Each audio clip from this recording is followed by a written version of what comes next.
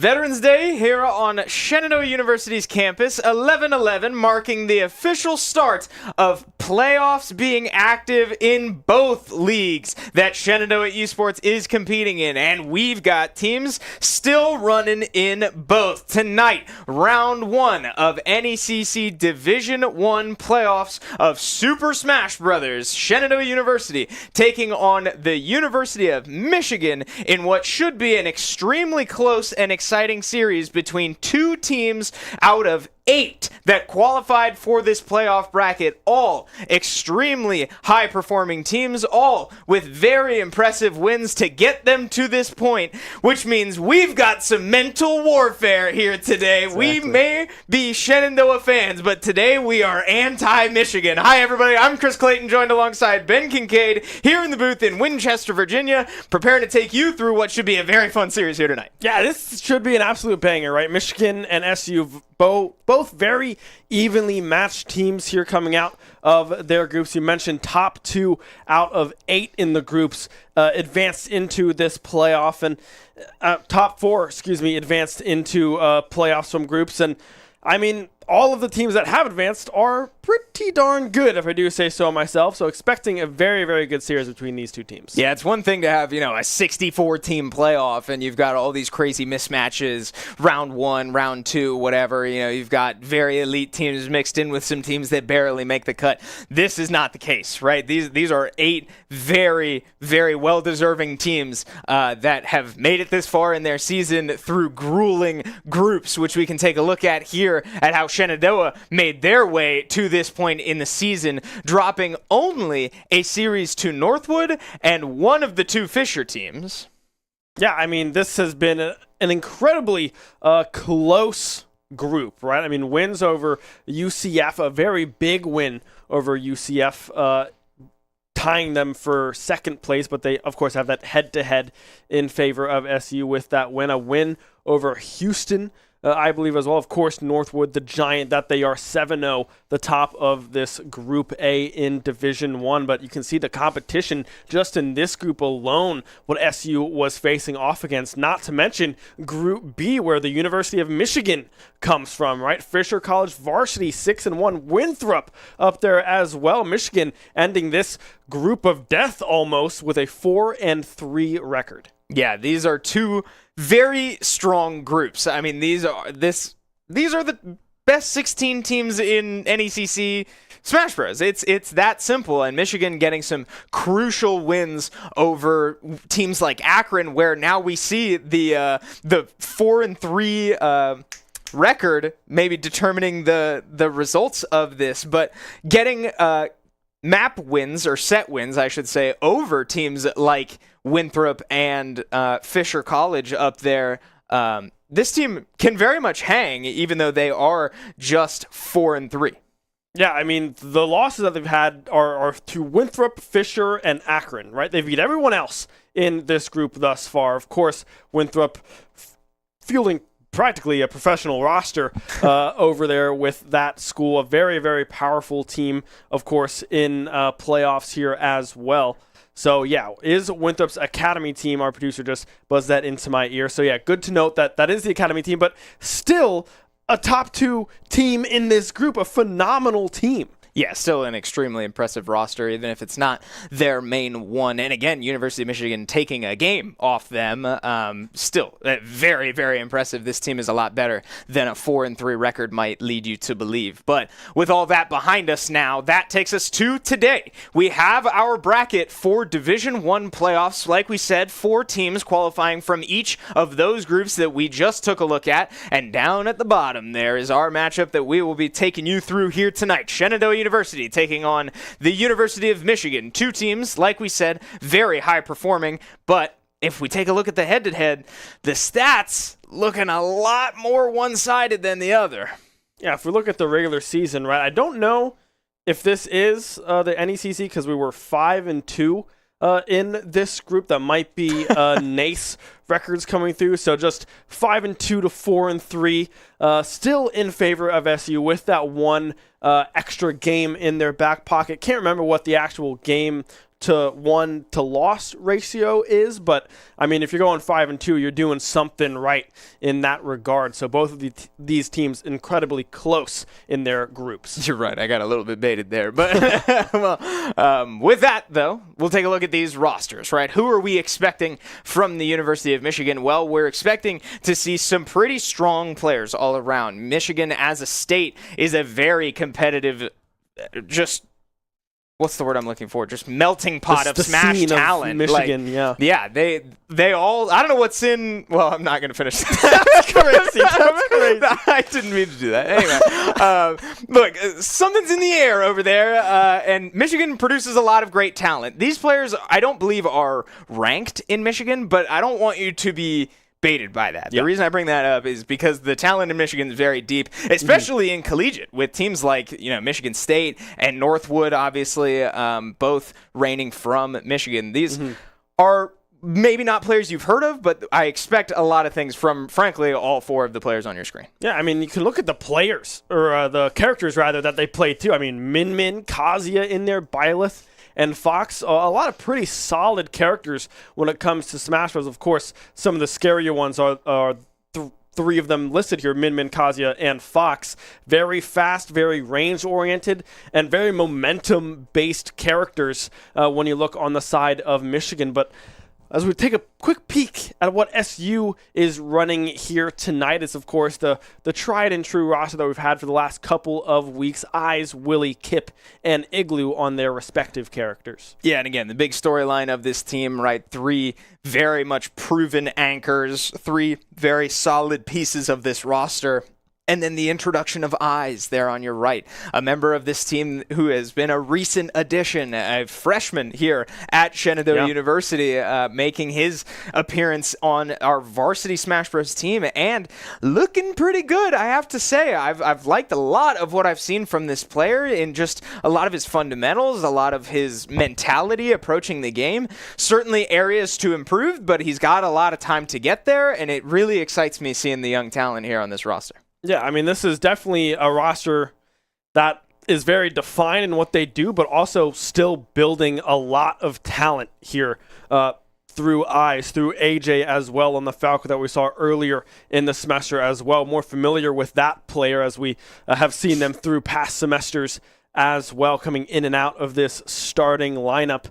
But yeah, it's great to see the versatility and the adaptation potential from this SU roster. Yeah, we could take a look back once again at the head-to-head between these two teams a bit closer than if you if you just tuned in. Hopefully you're not too confused by this, but we did have the wrong stats up earlier. Shenandoah, yes, coming in at 5-2 for NECC. Competing in 2 leagues and doing very well in both of them. Yeah. But 5-2 in NECC. There's the game win-loss as well, 10-5 to 10-6. So both of these teams having to work for it along the way, but earning their spot, earning the right to compete here on Veterans Day. Yeah, 10-5, 10-6. That's pretty close records here between these 2 teams, right? Just a couple, 1 game rather, not going in favor of Michigan, dropping them down to that 4-3 record. But we mentioned kind of the roster that we're expecting to be fielded here by Michigan. We went through those first 4, but there's also some subs on this team as well in the forms of a Link Falco and a Link/Diddy Kong player as well. So 3 other fairly strong characters in the league scene, specifically Falco and Diddy Kong. Diddy Kong, the one that stands out the most, is one of those very powerful, gimmicky characters that, if in the right hands, can do some serious damage. Yeah, shout out to Tweak returning to Smash Bros. To play for TSM, the Diddy Kong player. You see that man on your screen, right? A lot of the success for this team has been on the backs of that man. Willie taking 32 stocks over the course of the season, only losing 23. I mean, a lot of it boiling down to situations where this player has to go in and make up some ground, right? We know that this Shenandoah roster is very talented across the board, but what makes this team so lethal as a unit is their ability to make the job easy for this guy, right? Yeah. It can be a lot of pressure to put Willie into these positions where he needs to go take 4, 5, 6, 7 stocks. But, as long as you're not doing it too consistently, right? A lot of these teams are built around, hey, our first 3 players are going to take maybe 3 stocks, and then we have a professional in the back. That's not how SU is built, but boy, does sometimes it feel like it with this man standing in the anchor position. Yeah, I mean, the SU front 3 have been doing a very good job at, like you say, setting up Willie for success. A lot of times we see Kip go 4 for 3 in stock counts in the first set, potentially more as well, at least going 3 for 3. We've seen Kip in this starting position be able to do that job pretty soundly and go even in Stock's eyes as well. A little mix-up on a Palutena-Roy combination from this player as well has been seen to have great success into some of these kind of matches, picking up 1 or 2, which is where we sometimes will see teams start to pull away slightly, but then Igloo comes in and he brings them right back into it, right? We have very, very good players on this roster that can really hold their own to a lot of schools. Yeah, and especially where it tends to catch teams off guard is when SU gets comfortable moving the pieces around too. True. This team is very comfortable in putting Kip in first, putting Willie in last, and playing the middle how it needs to be played. But this team has shown multiple times this season and in previous years that they're not afraid to put Kip in the back.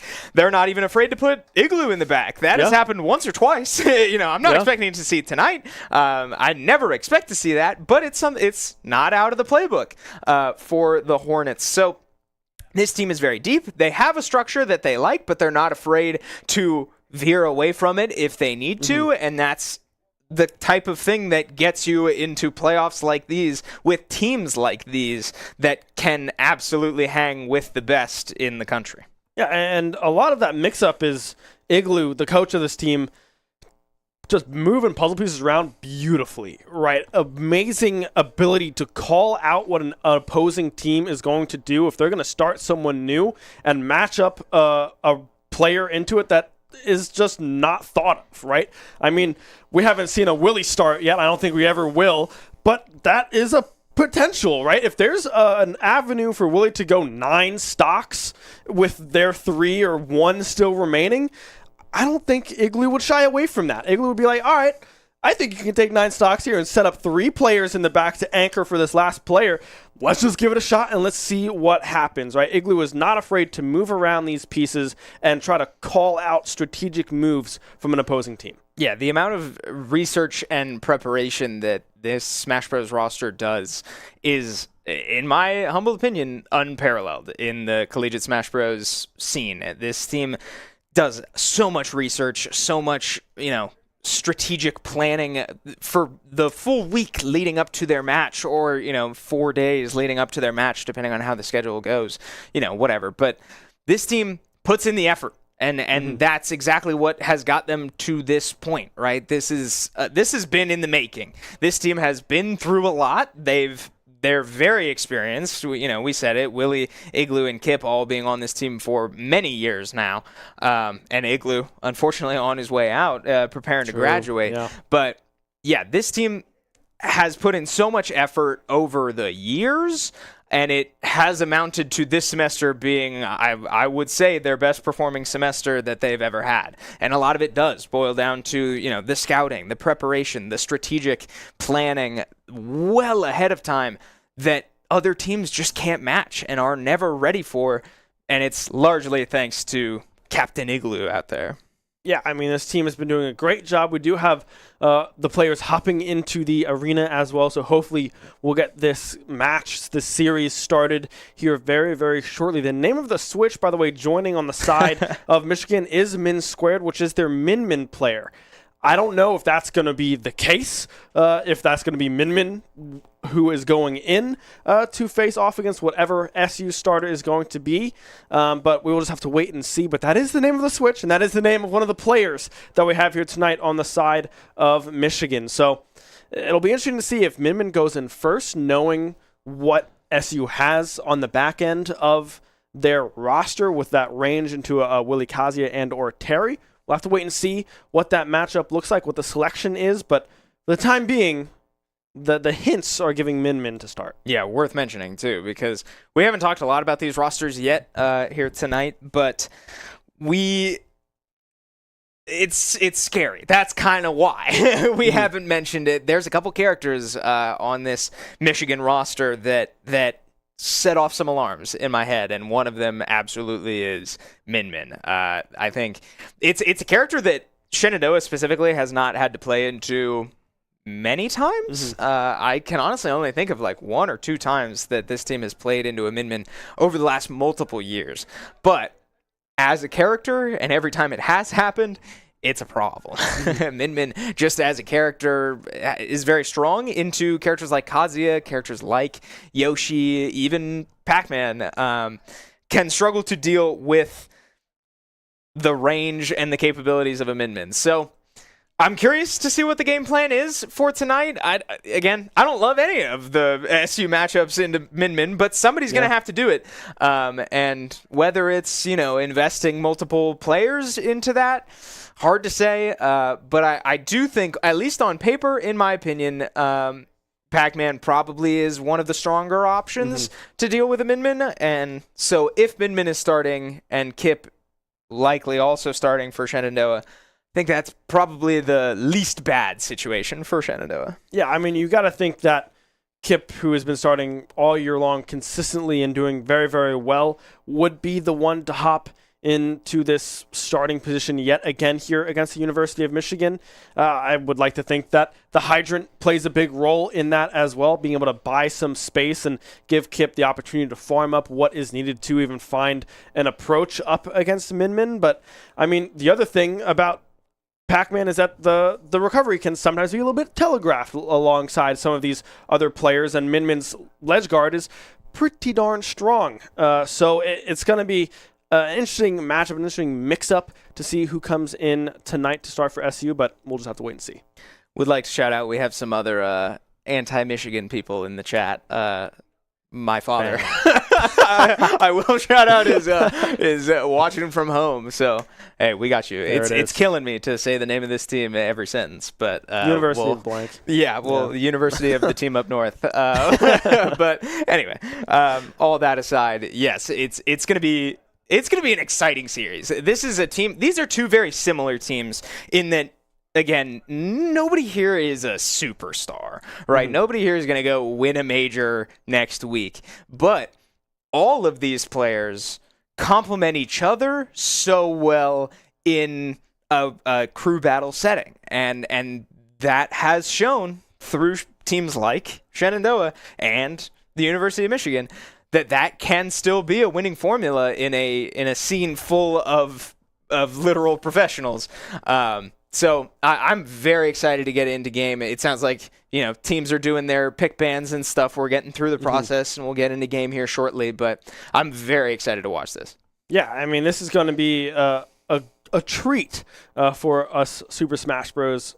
Ultimate fans here tonight. So, I mean, you bring up a great point about how none of these players are going to go out and win majors or whatever it may be, but they are able to complement each other very, very well. A lot of the characters that we see on both of these rosters cover a lot of weaknesses that one or more players might have, right? And that's where this puzzle game kind of comes into play.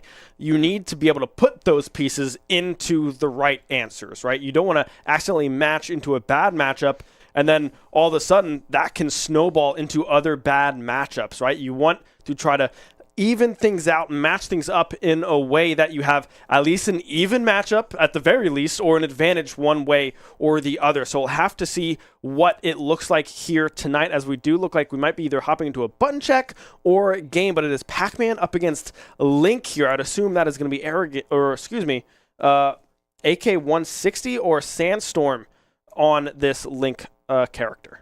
Yeah, this also interests me. So it's not the Min Min we were expecting, but Link, a character that thrives in the online environment, especially, just based around his projectiles and disjointed hitboxes, being a sortie, right? All of it adds up to being a strong online character, and that's the reality. So, Link, not generally a character considered to be one of the best in Super Smash Bros., but again, online is a different story. So, we'll see if it's enough. I'm excited to see this player play. I'm excited to see how the talent matches up against Kip's Pac-Man, but matchup-wise, I can't say I'm too put off if I'm in Kip's shoes, right? You have, again, it's the same as always. You've got the hydrant. You can create space. Link's projectiles, I don't think can go over the hydrant. Like, I'm trying to think, you know, like a fully charged neutral B or the boomerang. A bounce like, would go up. You know, the bomb. I don't, like, we'll have to see when we get into it, but the hydrant's going to do a lot of work to prevent Link from, you know, just sitting back and throwing projectiles. So, Link going to have to get active, use that sword a little bit. And we know that Pac-Man's not afraid to brawl with you as well in melee range. Yeah, I mean, Kip is no stranger to playing aggressive Smash Bros. On this character, right? We can already see some of, two down Bs now, two specials with the bomb from Link, just trying to buy some space of their own. So can't throw the bomb over, but the boomerang unable to get anything going is already 81% to 0 in favor of Kip thus far. Already looking pretty strong, catching that bomb as well, able to use that one. Oh, the bell just missing there as well. But you can kind of see a little bit of the game plan of both of these characters, right? Some spacing with the hydrant and whatever item you pull up, and then the projectile game coming through from Link. Yeah, I have to say, I'm loving the speed from both of these players. We're not going to sit back and just camp each other out, right? We're going to play this game and in each other's faces because we both kind of have to. So I like the tempo so far from both of these players. Kip so far coming out on top, 135% all the way up on this Link. But again, we know that we know how Kip feels about Pac-Man's kill options, and we'll see if he's able to, you know, squeeze one of these apples or a key in there somewhere. But it might take a good amount of time, and that time is an opportunity for Link to make his way back into this. Yeah, some nairs coming through as well here on this ledge guard from Link. Won't be able to find any kill just yet, but able to build up some of the percentage on Kip's side as well with some of these combinations. The up smash will connect and will kill there mid-stage off the top of PS2. So Kip starting off super, super strong, but unable to find the first stock in this series. Yep, does find the bell though, and back air connects, and it will be enough. So we're tied at 2 stocks, both at 0%. We start this thing over. That up smash was surprising for me. I think Kip was probably not ready to lose that stock at that point. But that's good awareness from AK-160 here on the Link, and now starting to build up quite an advantage for himself. But Kip had an opportunity there to get a jab lock into a forward smash, but just barely misses that window, and we return back to neutral, slow this game down a bit. Back to neutral we go. Another up smash will connect, but won't be able to find the kill that time off of the top. 100%, however, built up on Kip's second stock to only 36. The grab as well coming through. Might be able to find the kill here, but won't be able to find the connection with the bomb into that nair. Kip trying to survive, trying to get any sort of percentage they can before this stock is lost, as another ledge guard comes through, a grab into a throw, but Kip struggling to get back onto stage right now. A beautiful ledge guard coming through from AK-160. Yeah, I have to say, I actually really like that ledge guard. I don't get to watch a lot of Links play very often, but Kip ready for that up smash that time, but still gets hit by the boomerang on the way back. I like the ledge guards, though. With the bomb, you know, we saw it the first time. You want to feel comfortable just using your get-up attack to push the bomb away, but you know that Link is ready for it, and he gets off a free grab. So here we go again, right? What do you do? Because if Link can react in time, he can explode the bomb whenever you get up, or if he catches you jumping. That's a pretty impressive strategy.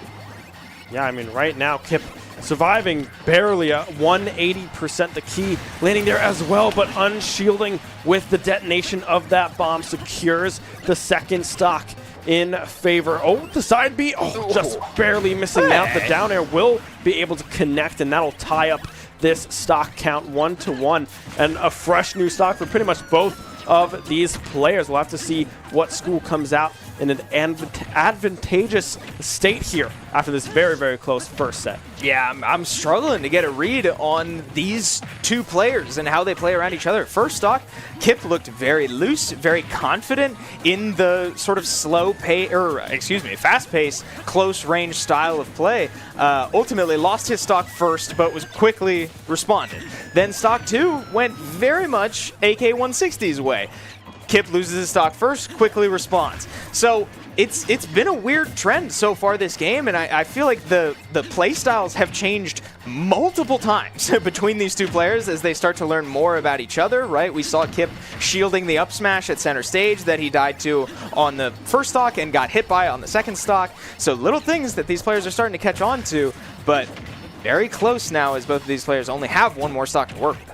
Yeah, the pace of game slowing down just a little bit here as well. Both of these players trying to be the one to escape with one stock remaining right now, looking very much so in Kip's direction. But we saw this in that first stock, and AK-160 was able to come back and take that stock before Kip was able to close it out for themselves. Going for that down tilt there as well. Cannot quite find the connection.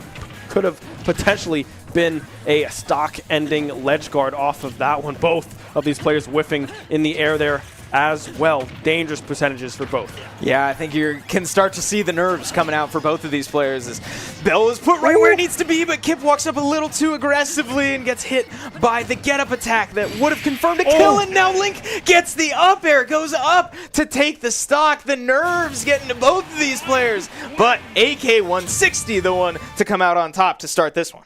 Yeah, the up air, very powerful move from all three Link characters in this game. Very powerful in the launch dynamic of that move. So in the end, Kip falls with one stock remaining on the side of AK-160 on this Link. And it felt very similar to that first stock. Kip had such an advantage going into that last stock situation, but just couldn't quite close it out, getting maybe a little bit too antsy, a little nervous into this player, and could not quite get it done. Yeah, I kind of started to say you could see the nerves coming out for both players that, they started throwing out options that were not very safe, and whiffing a lot of moves, right? Neither player wanted to lose that stock. And you could definitely see it in their gameplay, but Kip comes up just short. So we'll have to remember that the longer this set goes on, because with two teams this evenly matched, those little one-hit situations, right, that could go either way, that's the type of thing that can really kill teams in the long run. Yeah, now the response coming through from SU does look like, you saw it on the Roman cam, eyes, the one sitting down in the chair. So we'll have to see if there's a change of plans there as we go through the stage pick ban phase, but would certainly expect eyes to be the answer. Now the question is if it's going to be the Palutena or the Roy. We know Captain Igloo, Coach Igloo, does like the Roy in crew battle situations, but does know that Eyes' Palutena is a very threatening promise on this SU roster. So unsure which direction Eyes is going to lean, but expect either one of those two characters. Yeah, hard to say, especially when, these are always weird situations in crew battles where you only have to go take one stock, and then you don't know who they're going to put in next because it's still so early in the crew battle, and we've seen that Michigan has a lot of depth. So it's hard for me to, it's hard for anybody to go pick a character based off this one stock. And under that mentality, then I tend to think that you're just going to play who you're more comfortable on. And in this case, that appears to be Palutena. And I don't hate that, right? Palutena is just a very, fine character. She's got good aerials. She's got good kill options. She's, she's not going to blow you away or anything. But Palutena, a character that was believed to be very broken many, many years ago, but has since sort of come to earth a little bit. Eyes, though, a very fundamental player. This is a big ask, though. This is clearly a very strong player in AK-160. So, I don't know. Well, this is an important stock for Eyes as well as the rest of Shenandoah right now. Yeah, it feels like Eyes obviously just wants to come away unscathed and maintain that 3 stocks on this Palutena, but we've seen Eyes come in the past and not be able to secure that first stock right away and drop a stock and sometimes 2 stocks in some of these very critical matchups. So we'll have to see what Eyes' game plan is going up into this link. I mean, Palutena's game plan is fairly straightforward, right? Juggle is the name of the game with your neutral aerial attack, which covers a whole lot of space when you are playing Palutena. And then, of course, the up air as well is the size of the sun and has armor. So a little hard to get past that one at times as we hop into this game already. AK-160 not seeming to change that game plan up whatsoever. I was trying to play with a little bit more range, but unable to get through the projectiles right now of AK-160. Yeah, that's part of the problem for Palutena is that you do have to get in pretty close for your game plan to work, and now getting caught on the air dodge read, excuse me. And Link getting a full combo off and charges the up smash. Still won't be enough. Good blast zone there in favor of Eyes, but percentage really starting to get away from him now, up to 122% already, and does just get hit by the Nair at the ledge. No bomb needed for that one. Eyes loses his first. Yeah, Eyes losing their first already off of that Segs kick ledge guard coming through from the Link. Only 28% built up on this stock as well. We can see the neutral B coming through as well now. A counter being thrown around as well. Eyes doing anything they possibly can to get some damage built onto AK-160. Now a little bit of a chase coming through with that forward air, but won't be able to do anything else with that other than just get maybe 30 more damage onto this Link. Yeah, something that we haven't really mentioned yet is that Link has that shield as well that blocks most projectiles in the game. Now it has a bit of a hitbox, like, you know, your projectile can go over it and still hit Link. So it's a little strange. It's a niche part of the game as, man, Link has the angles down now and Eyes in an uncomfortable situation, but a good recovery there to use the up B early. First nair of the game lands for Eyes. That's a bit of a tell of the situation here as that forward air just barely able to take that stock, and now Eyes down 2, still struggling. Not exactly in a great place to take this last stock either. Yeah, 93% and another clean recovery coming through from this Link player. Trying to approach another Nair, able to connect a dash attack, trying to come through from Eyes, but can't find that one either. Now the projectiles coming through yet again. A jab from Eyes will connect, but still unable to seal the deal. The jab going the wrong direction as well. This could be pretty dangerous territory right now as the ledge guard is going to come through but won't be able to find it just yet. Yeah, Link not able to get the timing on that one, and a full Nair lands. But again, this was something we saw last week. Eyes can kind of struggle to close these stocks out. What is the kill move going to be? Is it going to be a dash attack? Is it going to be the back air? Well, sure enough, I manifested it. It was the back air to seal the deal at the ledge. Eyes drops 2, but does get AK-160 off the board.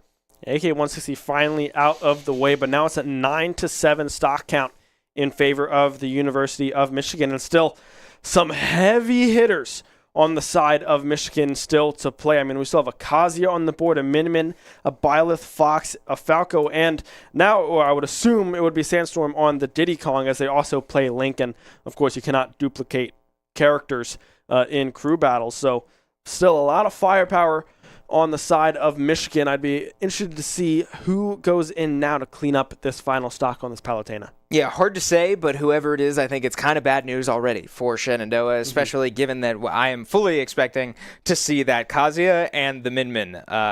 In my opinion, those are kind of the 2 locks for this squad, and both of those are somewhat bad news. Kazuya into Kazuya, who knows, right? Armageddon. But Minmin especially, right? This is a simple math problem. If you're going to be investing stocks into one of the opponents, it's going to likely have to be Minmin. So Link taking 5 stocks to get off the board is bad news in the long run, knowing that Minmin is still back there somewhere.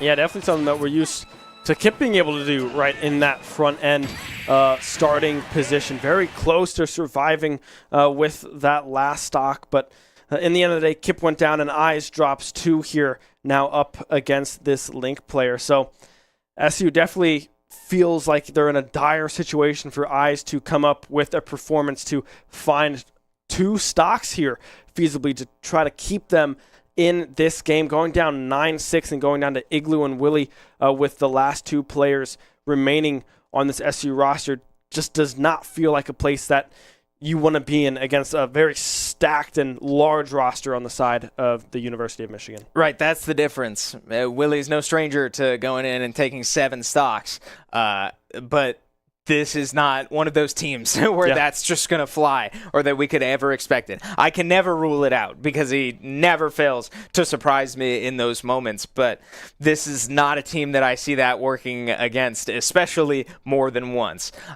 So we'll get there when we get there, right? Still plenty of Smash left to be played in this first set, but we do have our reveal for our second character here on the side of Michigan, and it will be the Byleth. Now, this is a player that I saw, or that I got to talk to Captain Igloo about a little bit before the series, and this is someone that we didn't have a ton of info on. So I'm excited to see how this player plays, and there's a lot I'm going to be looking out for because we don't get to see Byleths very often either. Taunts coming through. I believe we're about to start. Yes. We're underway. There we go. A quick button check for Chris64 here on the Byleth, trying to secure this last stock without taking too much damage on the 3 stocks that they have going here. Already we can see some of these combos to grab the up airs. That will be 75% already built up onto Eyes' Palutena. Oh, very close to just sealing the deal there with that up air, but won't be able to find that connection. The bow charge as well, almost coming through, but won't opt to shoot that arrow towards Eyes just yet. A grab into a Nair string of their own coming through from Eyes, but won't be able to do a whole lot off it. Will drop that jab as well, and that air dodge able to escape that killing move. Man, yeah, this is pretty impressive stuff from Chris64 here. Another down tilt into up air goes wide. Again, just jumping at the shield, waiting for Eyes to make a decision, and Eyes not quite falling under the pressure just yet. Bows still being feinted out. No threat just yet. Oh, but a great play there to ledge trump with the up B. That's a new one for me. Again, I don't get to watch a lot of Byleth, but that's very impressive sign of a strong Byleth player to have the awareness for that one. Yeah, very knowledgeable of the launch angles, of course, and the potential of hitting that move as well off of that quick ledge hop, ledge trap kill from Chris64. But now you're 9 stocks to 6. Igloo and Willie, the last 2 standing on the side of SU, and still 3 players, 9 stocks in the favor of the University of Michigan. So, I mean, you'd expect it to be Igloo. We know that there's a Samus in the back there waiting as well alongside the Yoshi. Maybe there's a switch up to try to get some sort of advantage going, but if you look at the rest of the characters that we have on the side of University of Michigan, there's a Falco and there's a Fox in the wings as well. So either one of those characters can come in and really, really put a damper on a Samus's night. Right, that to me is enough to warrant not picking Samus. Yeah. Period. Like, especially given that this is a situation where Igloo will likely have to make up some ground. I would like to see Igloo stick on a character that, on his character, period. Like, Samus, I don't see going on those, 4 and 5 stock runs. It's more so, to take an important 2 or 3 against a character that Yoshi can't deal with. I don't know if Byleth is one of those characters, because, again, we don't get to see a lot of Byleth. MK Leo played this character, like, a while back. I guess he kind of still does. But anyway, right, Yoshi's a weird one, always. I mean, we say it all year long that Yoshi sort of fits a weird niche in this game, but I think it's going to have to be Igloo's, again, assuming Igloo's the one to go in. And again, I feel pretty confident in that. I don't think they're going to put Willie in a situation like this and put Igloo in the anchor and change everything right now. But I would be shocked to see Samus come out right now and expect more than maybe 2 stocks. Yeah, no, I 100% agree. I feel like Igloo's Yoshi of course, being the main of this player, assuming that it is Igloo the one to go in. It does look like it will be Igloo on this Yoshi. Makes sense, expected. Would hope that it goes this way over the Samus as well. So we'll have to see what Igloo can do. We've seen them go on very commanding 5-stock to 3-stock tears on this character, on Yoshi. We'll have to see if they can do it here again to set up a 4-3 scenario here for Willie on Kazuya or Terry, or even a 5-3. We've seen Willie be able to take 2 stocks cleanly and then go into an even 3-3 and win it out. Yeah, again, it's a simple math problem if you want to break it down to that level. Both Igloo and Willie, if Shenandoah is to win this set, are going to have to take an average of 4.5 stocks.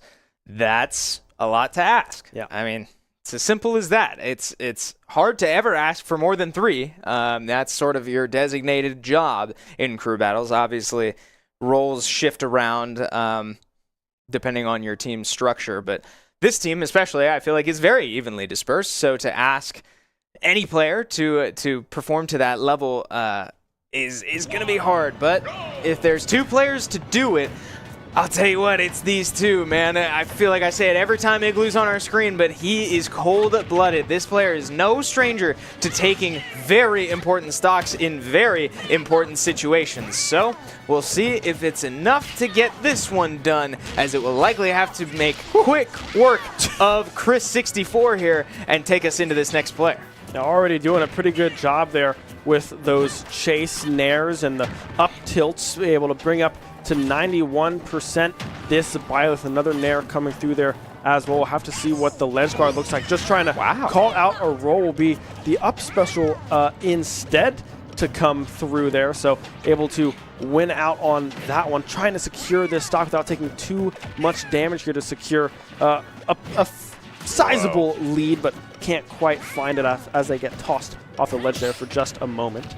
Yeah, Igloo with a good parry there, tried to get the up smash, but one more hitbox left on that Byleth nair. And Byleth has these... Okay, so Byleth has 3 weapons, or I guess 4 weapons, and they're all dependent on her directional inputs. So her up air and her up smash is the sword. Oh. Wow, excuse me. Her forward air and back air are the lance, and her down air and her down Bs are that axe. And that axe does so much damage, has so much knockback, but all of those moves come out extremely slowly. So anytime you're seeing Chris64 go for, that down air at the ledge, or, if we ever see a down smash or a down B, I kind of doubt it, but those are very risky options that might just take your stock at like 40%. Yeah, I mean, they can do some serious damage, are quite telegraphed, like you say, very easy to see these moves coming out, but with the massive hitboxes that they do have, sometimes they're just unavoidable. So we'll have to see if those come out again and if Chris64 can find connection on those specials. But right now, Igloo getting plenty of extra credit here on this first stock. Only 90% built up to the 85% now built up on Chris64's second stock. Will be able to find that up air and find that first stock off of Igloo, but plenty of extra credit and a very big opportunity for Igloo to come out with 3 stocks to 1. Yeah, it's a great trend in the long run of this matchup and the set for Shenandoah, but I literally was just about to say I get uncomfortable seeing Igloo recover high over this Byleth because that up air takes stocks. That is a kill move, and it's got a huge hitbox. So got to be careful getting too comfortable using that double jump to recover across the stage, because Byleth will go up and finish it, but Igloo now with 2 sweet spot forward airs to get the job done. But again, we saw that against Eyes as well. The jumps, the pressure into the shield and going for the down air, that one connects and it breaks your shield because that axe does so much damage. Yeah, the shield broken and the stock taken there on the side of Chris64, and now going at it yet again, going for that spike off of that kind of grab down throw, unable to find it, but very dire, dangerous situation now that Igloo finds himself in, and that might be dead. I don't think he has his jump. Will be able to survive that. The air dodge comes through and makes it back to the ledge, but now a very, very hard stock for Igloo to come out and win out on. Yeah, what a change of pace here ever since that first stock, and now just, again, blowing up on that second stock due to the down air. And now in a very, very tight squeeze on a last stock, potentially last hit. Might take a bit more than that for Igloo here, only at 96%. And the forward tilt off the ledge will get it. The neutral getup gets caught, and once again, it will be Willie facing down 7 stocks that he has to work his way through. Willie has to go through 7. It looked like Igloo had that one in the bag, but that shield break coming through into the side smash, not much you can do when you can't move your character, right? Igloo falling just short of getting 3 stocks there with 2 remaining. Is swapped on its head by Chris64 on this Byleth. And now, like you say, Willie now has to go through 7 stocks, 7-3 in favor of the University of Michigan in this first series between these two teams. It's going to have to be a hero play from Willie to come up with a 1-0 match lead. Yeah, at this point, it's I think you're kind of just hoping to get more intel from the University of Michigan, right? Again, I can never rule out a 7-stock run, but right now we're taking it 1 stock at a time, and 1 stock at a time means we hopefully see more players from the University of Michigan. But, I mean, look at these replays once again, right? I sort of said it. It's hard to recover high over a Byleth because of that up air, and then Igloo getting very aggressive on these ledge situations, but again, just the pressure. 2 Shenandoah players in a row struggling to deal with Byleth just short hopping on or underneath you when you're stuck on a platform, and Igloo gets bit by it. Kind of an uncharacteristic mistake from this player on Shenandoah. Yeah, going for that neutral getup as well off of that ledge, trying to call out a potential aerial option coming through on Byleth, but Chris64 does not bite on the neutral getup, is there, able to secure that stock, and now Willie, it does look like it is going to be the Kazuya on the side of Willie up in that golden suit, as we often see Willie play in that one, or the kind of Taekwondo like scars one that Kazuya has as well. Kind of dependent on the situation, kind of changes up whatever the skin that Willie goes for. So it's certainly a big ask, but like you mentioned, this might just be time to gather information for set number 2. You've only seen 2 characters, or 2 players rather, thus far, and if you can see a third and possibly a fourth, that would be a huge boost to future planning for the second set of this series. And especially because, again, I'm expecting those 2 players to be Min and Kazuya. And a big factor of this Michigan team is that they don't have much, if any, film on them, right? That we could not find much live gameplay of this team outside of just statistics and results from their, tournaments and stuff. So if we get to just see these players play, get them out on the field, out on the stage, if you will, that's an opportunity for Shenandoah. But I think this good DI there from Byleth to get away from it. Man, the electric lands and gets footstooled. Okay, weird interactions left and right here, but Willie very much cooking on this stock, and now once again Byleth able to get out of trouble, but not for long. All right, excuse me. 160% now on this Byleth as they are clinging to life for this stock. Can't regrab. Yeah, regrab into the down smash immediately. That will be your stock done and dusted. Willie doing quick work against Chris64 on this Byleth, and now you have to assume you're down to these last 2 players, Kazuya or Lucario, whichever one you choose if you are Chronic here.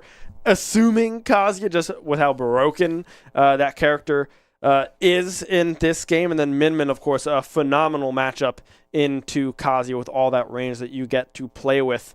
So one or the other. Which one is the response? Not sure quite yet, but both of these, I mean, the Kazuya feels a little bit more 50-50 because both of them have the exact same game plan, which is get in close and hit an electric and continue your combo, whereas Min Min has a lot of things to work with, ledge guards and a lot of ranged attacks that Kazuya cannot get all really up close and personal with, and will likely opt for their laser beams. Yeah, I do want to take a minute to appreciate this replay, appreciate the poise of Willie, because it was clear that Chris64 was opting for a bit of sort of cheese, right? You try to, you're getting waxed there on that stock. You had maybe 2 bad interactions against Kazuya, and bang, you're at 160%. So what do? Desperation, just try to maybe steal a stock, gimp him a little bit, and Willie doesn't fall for it. Sits there at the ledge very patiently, throws out, I think it was the back tilt there twice,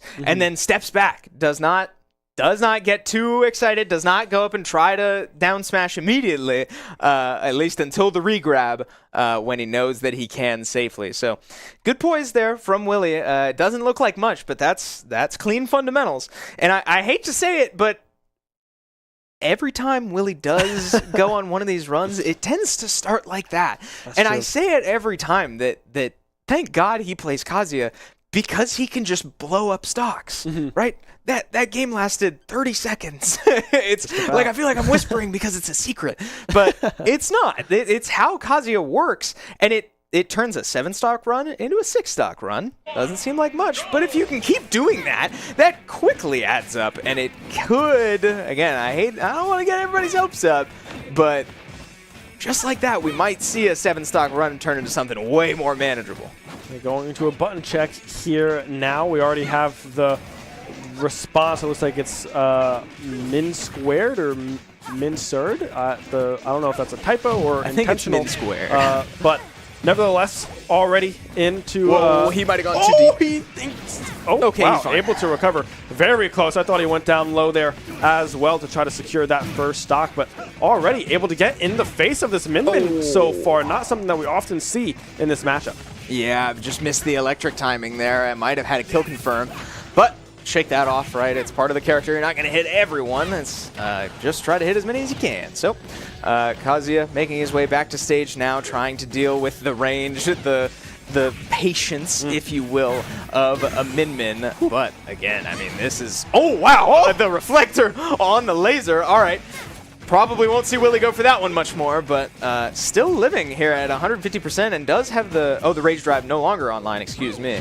But, does connect the down air. It won't be enough yet, and there's the laser. You can't reflect it when you're in the air, too, but Willie goes off and can't finish that stock either. Yeah, trying to find that ledge guard going off stage, but cannot quite find it, and now the recovery very scary here. That'll be 1 stock down on Willie. 134 built up onto this Min Min here as well. The parry coming through, but won't be able to get the kill off of that one. Trying to roll in, trying to find anything to get momentum back in their favor, but this Min Min range is just unmatched. Willie struggling to get in close with the speed that this character has. Yeah, I mean, what does a character do when they need to be in your face into a character that can keep you at bay so effortlessly? Willie struggling to find his mark so far. Does finally get his way onto the board. Rage Drive online once again. Might see that just come out to get some damage. But again, and even to do that, you have to find your way in. And Willie struggling to do so. Won't quite be enough. Min Min with a very strong recovery. But again, I like the vision from Willie. Not afraid to just try to rip these stocks away. And just try to catch Min squared sleep. Yeah, just trying to secure that stock as fast as humanly possible. But now 159 built up, able to recover back to stage here as well. 62% built. The Rage Drive now gone, and that will be a kill in favor of Min squared. Now SU down to their final stock. Still 2 remaining here for this Min Min. We'll have to see if Willie can see their next player. This might be able to convert into a kill. Just barely living is Min squared on the Min Min, of course, but that will do it with a couple jabs, a couple haymakers from the Kazuya, able to connect through and find that second stock. Yeah, I do want to say it's very important. Oh, that's huge! Yep, it's enough. Whoa. Okay, man, again, hard callouts and unreasonable aggression is going to be what it takes for Willie to stay in this. And sure enough, he finds his mark that time. I was going to say that it was very important that Willie was able to hold on to that second stock for as long as he did, because again, while Kazuya struggles to get in, it only takes 2, maybe 3 interactions for your stock to go away. So as he was stalling time, it's giving him more opportunities, more time to find those interactions, and just like that, he evens the stock count at 1, and then again, a crazy call out. We'll see it in these replays, but again, just holding on to this stock as long as possible was huge for Willie. I mean, Willie doing a great job at surviving on that last stock as well. It got very, very close in favor of Min squared. I mean, I believe that's a down smash coming through there as well for Min able to secure that one. I thought this was a little scary with that ledge guard, but obviously a low enough percent that it's not that big of a deal if you do take a few hits there. And this is that kill, 38% with the forward smash on the ledge. Will find that one. I mean, Kazuya able to do the work. Sweet spot, forward smash. I mean, it's Min-Min's not the heaviest character in the game. Min-Min did live a couple hits in there that I really don't think she should have, but Min-Min's not super heavy or anything. And again, when you're sort of caught sleeping, you're so used to getting hit by these combos, and you're like, okay, I can put my controller down for the next 30 seconds while he just beats the snot out of me. Nope, he's going to take advantage of that, and you get hit by a sweet spot forward smash at the ledge at about 20-30% or whatever. Yeah, your stock might just explode. That's Kazuya. I can't say it enough. It's been said all year and ever since Willie got here. Cannot afford to make those mistakes, and now we will see the final player from the University of Michigan. You have to assume that this is going to be Chronic on the Kazuya, a Kazuya Ditto to come through. Of course, not even stock. Willie down to their final stock here for SU in this first match. So we'll have to see if Willie can come up with a miraculous 3 stock here, or if it will swing in favor of Michigan. But now we know what Willie is capable of into these final 2 players, right?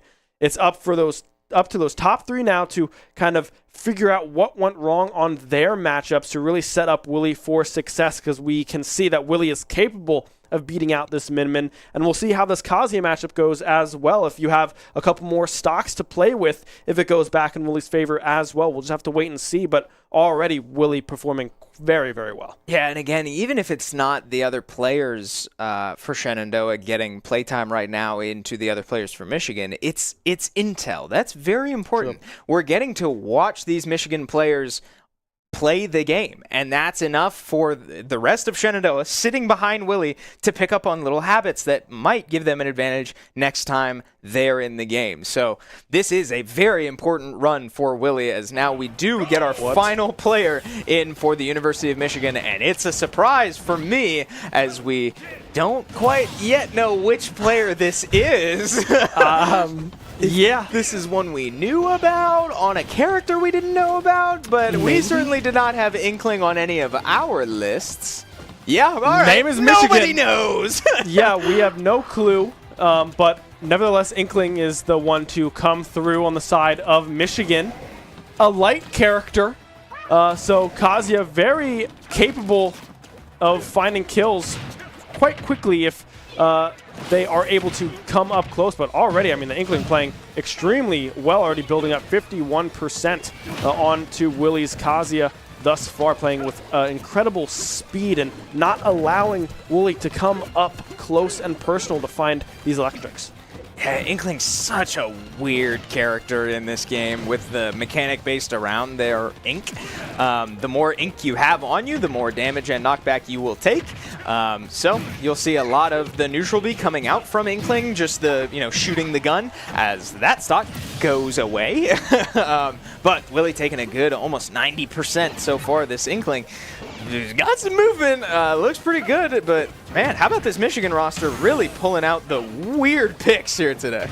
Yeah, and right now it's looking extremely well. 138%. The forward smash coming through as well, just trying to seal the deal on this final stock for Willie. Cannot quite find the connection, but still the speed of which this Inkling is playing with right now is scary, right? Just a few more interactions going this Inkling's way and Kazuya's stock will be gone. The kill button coming through, won't be able to find the kill, of course. Throwing out Electric there on the ledge, just trying to find that kill. We'll be able to land one, but won't be able to follow it up with anything else. There comes the back throw into the back air, and that will be the stock in favor of Michigan.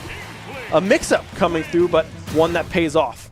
Yeah, a big surprise there, and I'm very curious if that was just the situation or if that's something we can get used to in future sets. But for now, it is what it is, and that's a set in favor of Michigan. So, Shenandoah falls just short, but Willie clawing all the way back to keep it 2 stocks separating these two teams. And if you look back at the run that SU had and just that whole set, there are definitely moments in there that I'm sure a lot of us can pick up on that could have gone either way. And if those go SU's way, right, we're flip the other side. I mean, this is very close, even though it looked pretty scary there in the middle.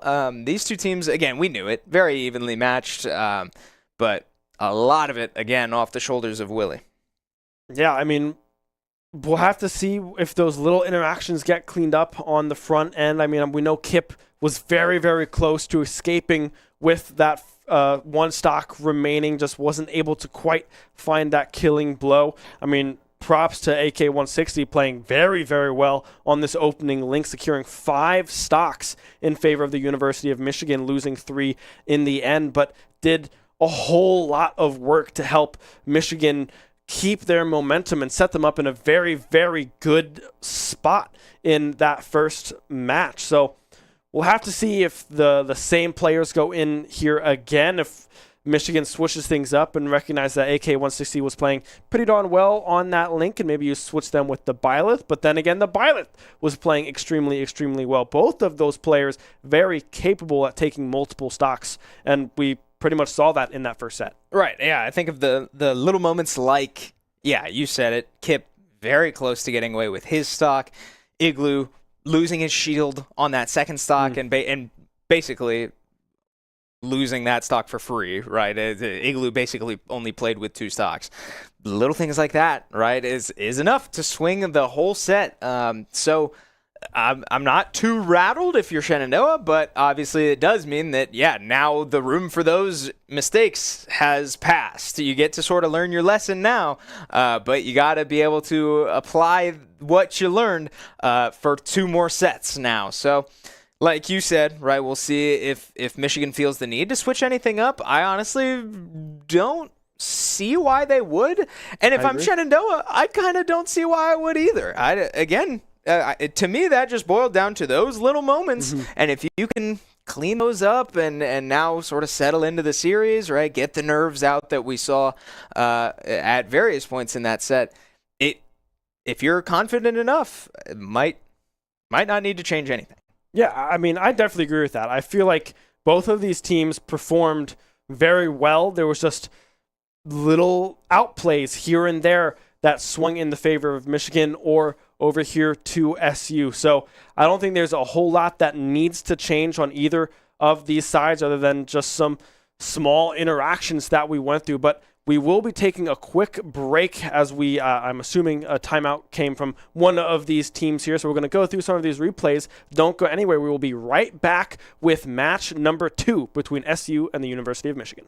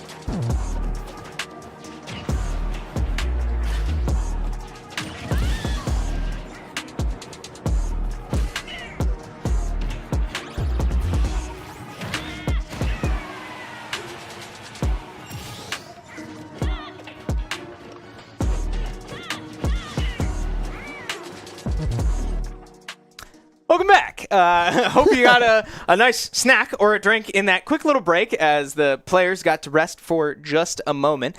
I think we kind of expected the players to take more of a break, but they didn't. So we're back. We have Michigan up currently 1 set over Shenandoah in round 1 of these NECC Division I playoffs, but best of 3, plenty of Smash left to be played, and looking to Shenandoah to make some adjustments to right this ship.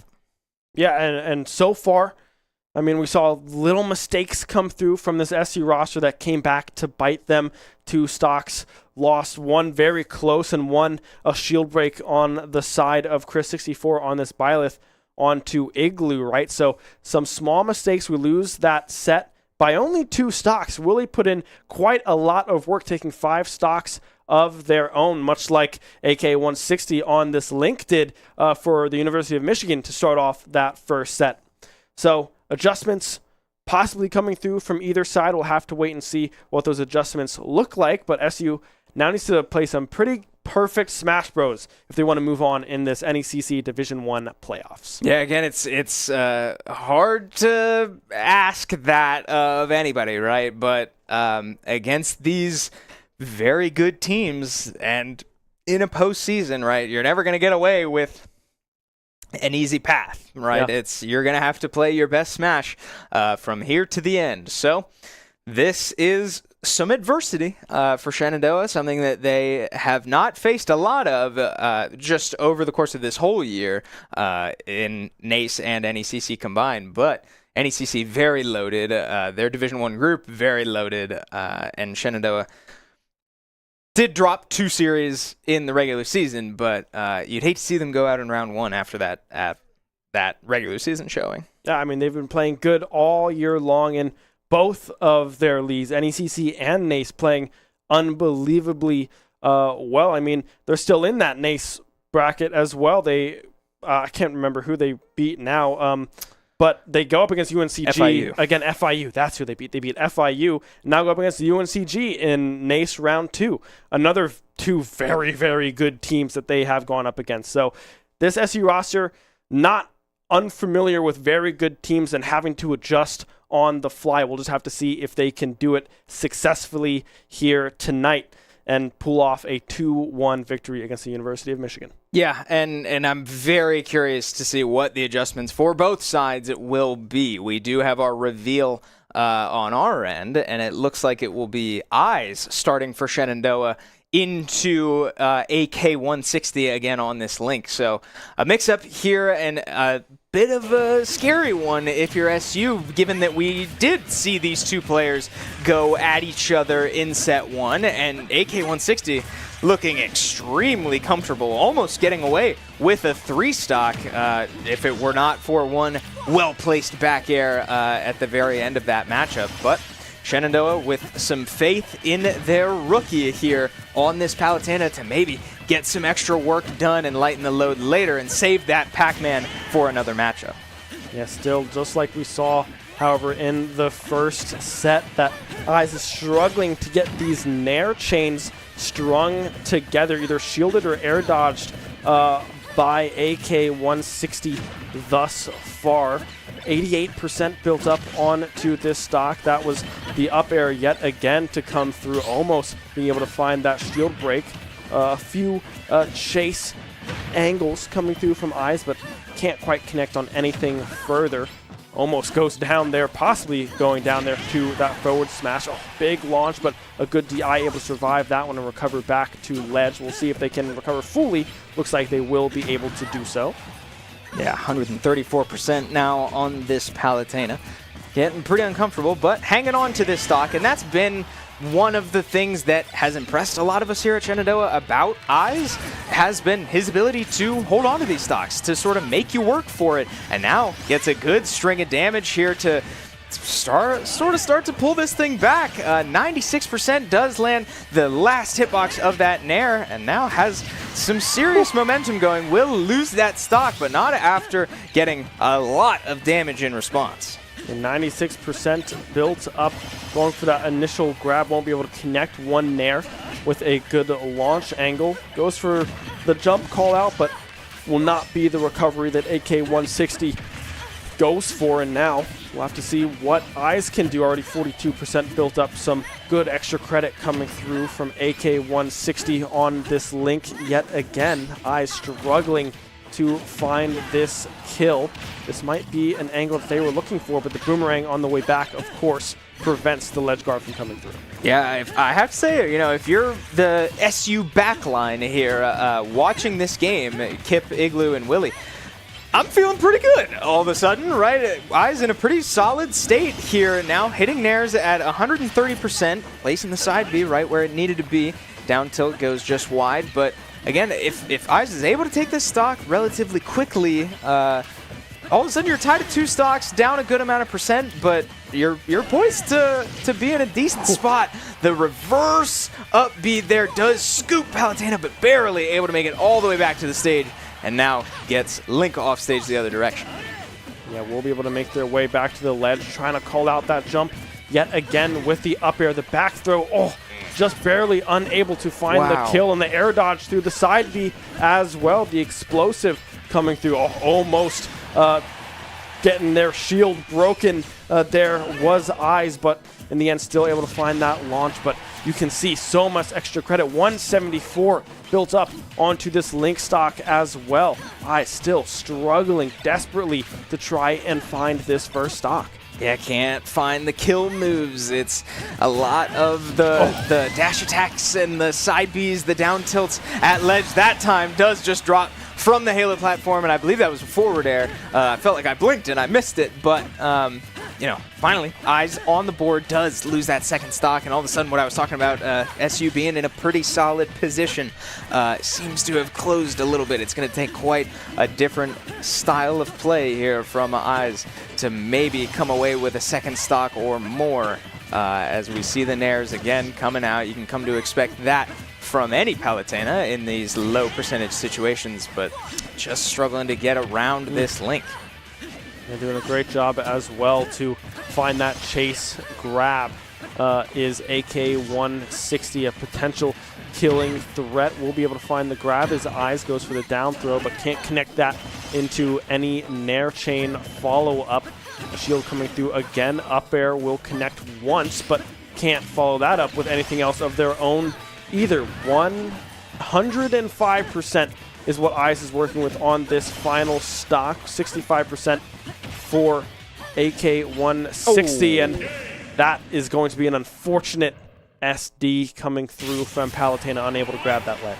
Yeah, a bit of a misinput there from Eyes, and does come up short that time once again. So will still be a bit of a hole to climb out of for Shenandoah, as we see on our screens what will likely be Kip once again going in to kick things off here, hopefully on better terms now, but only has 2 stocks to get through on this Link, and maybe that is enough to get SU on the board, right? If you're sort of picturing all of these puzzle pieces moving around between sets, SU maybe only expecting Eyes to take 1, maybe 2 stocks, and then put Kip in what would theoretically be a character matchup, a different character matchup into Michigan's second player. We'll see, right? Maybe this is somewhat the plan, but Eyes, what felt like a pretty advantageous position, comes up short, and now Kip once again has to go into this matchup that he kind of struggled with the first time around. Yeah, and in those first stocks, or the first stock rather, and the last stock that Kip had into this Link player, AK160, they had a pretty substantial lead, right? But they just weren't able to close out the stock at the end of the day, right? So we can see what Kip is capable of. They just have to find the killing move. They had plenty of opportunity, but the nerves maybe getting to both of those players. We saw things getting thrown out left and right, whiffing on both ends. So some more calculated gameplay from Kip might be the difference between walking away with 2 stocks remaining or 1 stock remaining. Yeah, and I certainly hope that the mental of the last set hasn't gotten to Kip, right? Mm-hmm. It's something that you kind of just have to shake off. I was telling our producer during that very short break, we are so spoiled by watching Kip always win the opening match. Yeah. And the first time it doesn't happen, it can be jarring, and to no one more so than Kip himself, I'm sure. So I certainly hope we're able to sort of get over that hump and just focus in on these two stocks for Kip to get through. And I have no doubt that he can do it, right? We saw, again, plenty of flashes of greatness from both of these players the first time they matched up. But this time around, one stock fully separating these two players, and that might just be enough to propel Shenandoah into an advantage next time around. Yeah, and it'll be interesting to see if Kip does get through these two stocks and survives with 2 or 1 stock remaining on their end, what they look like into the rest of the team. We weren't able to see that. We only saw Kip into that link. So maybe the Byleth, Chris64, has a little bit of struggle with this Pac-Man. Can't get through the hydrant or whatever it may be. All the projectiles that Kip is able to work with this Pac-Man character can cause some serious problems if you're not used to playing into it. Maybe this is where we see a switch up of Falco or Fox to come in instead. Maybe you drop the Byleth a little bit lower, or this Inkling player maybe doesn't make an appearance instead that we saw at the end of set number 1. As we hop into this one, some no button checks needed on either side as the farming up of whatever Kip might want, always usually the Galaga at these very low percentages, tries to get their game going, only able to rack up just about 8%.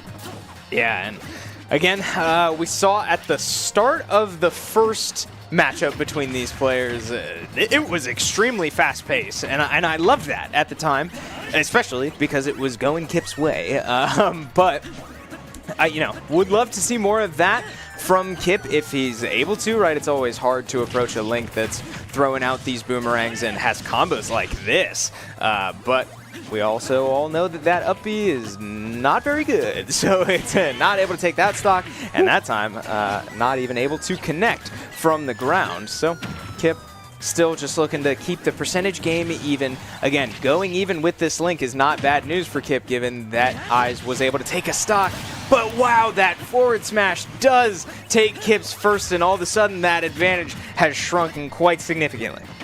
Yeah, now Kip needs to hope to find 2 stocks cleanly here. 77% built up, trying to avoid any extra credit that AK-160 can find on this Link. A parry coming through, some roll dodge, the forward air connecting into the up air as well, searching for another one, but can't quite find it. Bomb again in hand, will be detonated, but won't be able to connect on to Kip. 87% built up. Keys getting thrown out now as well, just trying to find a launch angle, to find a ledge guard, it seems, here for Kip, but struggling to get anything going in their direction. I feel like AK-160 has been playing super well into these early matchups.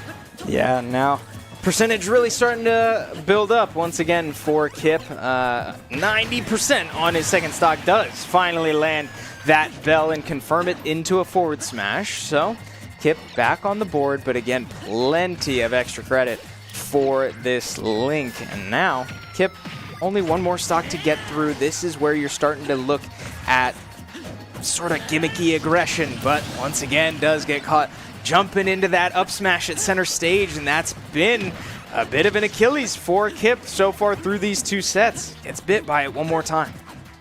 Yeah, the Nair coming through on that ledge guard again with that fast fall, but can't find the connection that they were looking for yet again. Galaga in hand for Kip, trying to string together any bit of damage that they can. Again, up air connecting for AK-160. Now this could be an opportunity for Kip to find the kill, but instead the recovery able to come through from AK-160 and find their way back to the stage safely. Kip just trying to put away that stock and catch a jump and find an outplay, but just couldn't quite find it. Yeah, the good news for Kip, as he barely avoids that forward air, is that if he's able to take this stock, you can kind of forget about how this matchup went. Kip very close to losing this more than once, but again, it could all go away if this stock goes away first. So AK-160 looking to not let that happen. The up smash goes wide, and now AK-160 the one to set up the hydrant. Bell comes out and is shielded. It does not roll into the forward smash. Kip does get hit by the forward air and loses his stock. Very bad news for Shenandoah now, as the mix-up did not work, and AK-160 is through 6 stocks. AK-160 again putting on a performance here for the University of Michigan. Kip and eyes out of the way, 10 stocks to 6 in favor of the University of Michigan. Now Igloo and Willie, the last 2 remaining yet again, and you have to feel for Kip, right? I mean, you had another advantageous position, but you just could not get the job done at the end of the day. When we look through some of these replays, right? I mean, props to AK-160, able to find that forward smash, find that early kill, and find so much extra credit on top of it as well. I think almost, well, doesn't find the stock, but 89% built up on that second stock before you lose your first one. It is detrimental to Kip's game plan moving into this final stock. Yeah, getting caught by the up smash again, and yeah, just the little things going AK-160's way. So now Shenandoah in quite a hole to claw out of, and one that, while they were not able to do it last set, appears to be widening this time around. It will be Igloo going in on the Yoshi this time to try and, again, just close the gap and make this workable for who we assume to be Willie coming in, right? I love Igloo with all my heart. He's not taking 10 stocks right here. and if I caster curse that, sure, have at it. Fine by me. Put it everywhere. But yeah, it's lightening the load for Willie's Kazuya to hopefully go in and match some of the success that we saw just last set from that player. Yeah, I mean, it all starts with getting this one stock out of the way, right? I mean, AK-160, 6 stocks in the bag already, 5 stocks in that first set, already beating that one here in the second. So getting through this link, you got to assume that it's going to then be the Byleth to come out on the side of the University of Michigan. Chris64 was able to put away those Yoshi stocks, right? Was able to win out in that matchup and propel the University of Michigan into a bigger lead, right? So we'll have to see if that is the response. But first things first is this final stock for AK-160, who has been a terror right now tonight already for SU. Yeah, and again, it's these online links, right? It's a character that very much thrives in this type of setting with all the projectiles and all the, tech situations, all the reads where you need to make a decision, but your inputs are delayed and more reactable by the opponent just by nature of being on an online connection. So AK-160 taking full advantage of it. SU struggling to work around it, and now it forces Igloo into a situation down 4 stocks to try and just make this workable for him and Willie combined. We'll have to see what Igloo can do, but already 44% built up on this first stock. I mean, of course, we have AK-160 living with borrowed lives, it seems like, right now. So much extra credit done by this character, so we'll have to see if they can get anything else. Right now, looking pretty darn good into this Yoshi matchup on this Kalos map. So we'll have to see if AK-160 can come away with the stock. Right now, it's looking likely.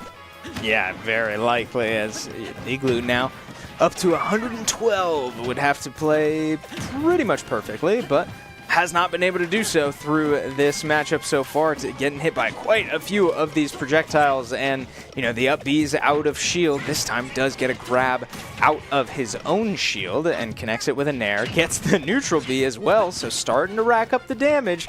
And again, if this stock goes away for Link, you can kind of forget about it if you're Igloo, right? It's all of this 140% that has looked pretty ugly gets wiped off the board, and you get a clean slate in the next one. So that's certainly the mission now for Igloo.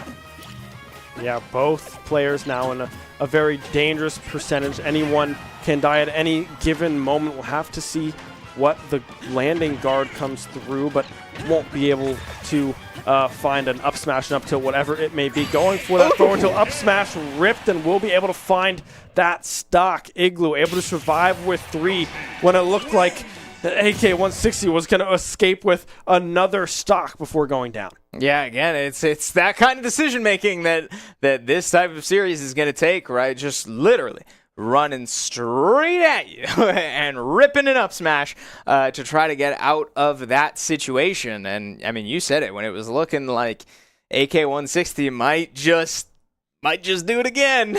Finally, Igloo able to wipe that off the board. Again, like I said, get a clean slate, right? That matchup, as bad as it looked, didn't happen. That's no different than Willie blowing up Byleth in the first set or something like that, right? It's a 1-0. That's all that matters now.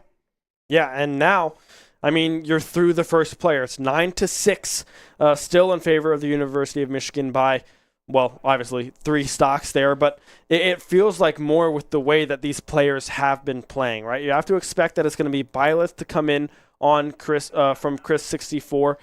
It could even be a mix-up. We could see Min early. We could see Kazuya come through. We have not seen them in tonight thus far in that first, and we expected them to be that anchor, but instead it was a curveball, and an Inkling came in instead and got the job done up against Willie's final stock. So there's still a lot for Michigan to play with and kind of look for. It doesn't have to be set in stone that it is going to be Byleth to come through, although that is what I would expect. Yeah, that's the beauty of this structure, especially when you can build this type of advantage. They no longer have to take even trades. They no longer have to force themselves into uncomfortable situations. They can leverage their depth however they want, because only one of those players has been knocked out so far. So we await the decision from the University of Michigan as Shenandoah prepares to load back into the lobby, and I am very curious who this will be. Again, you said it on paper. I expect it to be Byleth, especially given that Byleth was able to get it done last time, 3 stocks into 3 stocks into Igloo. But again, thinking back on that matchup, it looked pretty Igloo favored until that second stock just evaporated. Yeah, I mean, the short hop bait with the down air, the potential of that shield break. I mean, Igloo felt all of it, right? Was not able to escape and lost that second stock, like you said earlier, seemingly almost for free in favor of this Byleth, but we can already see what Igloo was able to do before that fateful second stock, already looking super poised to take this first stock pretty early. Ooh, I think he got it. Okay, did not quite. A good recovery there from this Byleth, Chris 64. But now, Igloo, again, poised to just go off and take the stock. I mean, Igloo clearly very comfortable into this character, very comfortable into this player, but just has to avoid those situations where he's shielding and has Chris 64 short hopping beneath him. Again, I'm noticing our overlay says min squared. That is, that's not true. This is Chris 64 on the Byleth, but Igloo really starting to cook. Did take some damage there while I was yapping, but still in a great position to, again, just close the gap a little bit. Yeah, great extra credit on this third stock. That's the first time we've seen the bow used for a potential ledge guard. That'll be some tilts to some up airs, a forward air as well. Oh, goes for another, but cannot quite find it. And no jump available from Igloo means that that stock will be lost, but still plenty of extra credit built up. Let's see if they can cleanly secure these last 2 without losing a second. Yeah, again, it's the little things for SU, right? It doesn't matter how well you took that first stock if you're sort of handing them back the other direction. So now Igloo evening this percentage up, and not in a great way.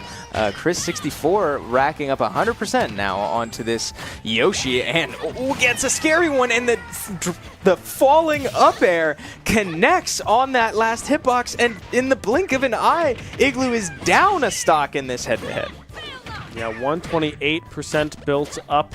You can already see the ledge guard very very heavily in favor of Chris64 thus far, but you can escape with this stock. You will find Willie in this pretty much the same position that they found themselves in set number 1, but you have to find this stock, and right now Chris64 playing super well, being able to catch landings and find the momentum, the chases, the ledge guards, whatever it may be. The up air connecting, won't opt for another one, we'll just toss that one out mid-stage, but we'll have to see what Igloo can do. Very dangerous percentage going for the kill, and will be able to find it and recover safely.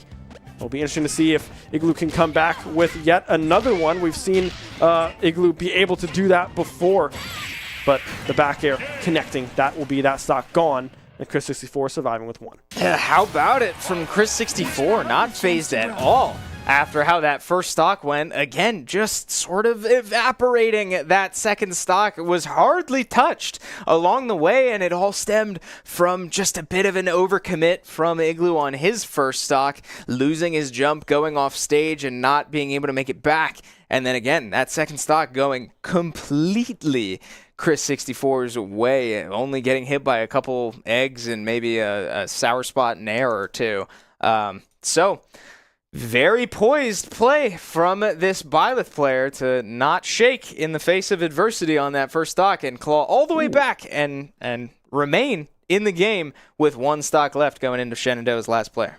Yeah, Willie, the last line of defense here to keep their playoff hopes alive here in Division 1 NECC playoffs, as we hop into some of the replays of that matchup. So it'll be interesting to see what Willie goes here. It could be either the Kazuya or the Terra. I do believe we did get a sneak peek at a potential Terry selection instead of the Kazuya, so we'll have to see if they opt to switch off of that one. But with these large stock deficits, this is something that we've seen Willie go to time and time again. Yeah, it's not a huge surprise. I'm very curious the reasoning, if it's just Min specifically, or maybe the inkling in the back was enough to switch off the Kazuya. I guess we'll have to wait and see as we leave that replay and get ready to go into live game here with Chris64 hanging on to 1 more stock, and Willie eyeing the same exact situation we just watched in set 1. 7 stocks ahead of him, this time around on Terry instead of Kazuya. You'll have to see what Willie can do here on this Terry. Definitely a little bit, a similar game plan, but not as deadly in the combo chain section that Kazuya find themselves in, but has plenty of comeback mechanics as well with the Buster Wolf and the Power Geyser. When you reach 100%, you get access to some pretty powerful moves, and that might be what Willie is opting to go for here for some comeback potential if they do fall behind early in stocks. Yeah, Go Meter now online for Willie's Terry, and you know, you're going to start seeing moves like that. The Buster Wolf come out, goes just wide. Down air coming out for Chris64, and again, you see the end lag for that. Up air connects. It won't connect the second time, but side B connects on the landing, and Willie now in some trouble here. It does make it back to stage, and we reset a little bit, but 148%. Again, it might just take one interaction to get rid of this stock, and that will be the one that Willie needs. So, able to hold on to that stock through 150%, but again, just like last time, 1-0 is all that the scoreboard says, and now Willie only has 6 stocks to work through. Yeah, 6 stocks. Now you can see what Willie is going for with this Terry pick, but you do see a little bit of unease on the player cam coming through as well. Willie kind of rubbing his temple just a little bit, just being like, oh, not how I thought that would go. But hey, that stock done. You're back down to 0%, and now you have a Min and a Kazuya or an Inkling waiting here in the wings for you to face and continue your reign of terror that you have been able to put onto people all semester long, right? So we'll have to see what the response is. I'd expect it to be Min on from Min squared. So we'll have to see how that matchup goes here in this Terry. Something worth mentioning as well that I don't think was really covered in the pregame. This is double elimination playoffs as well. That's something that I just remembered.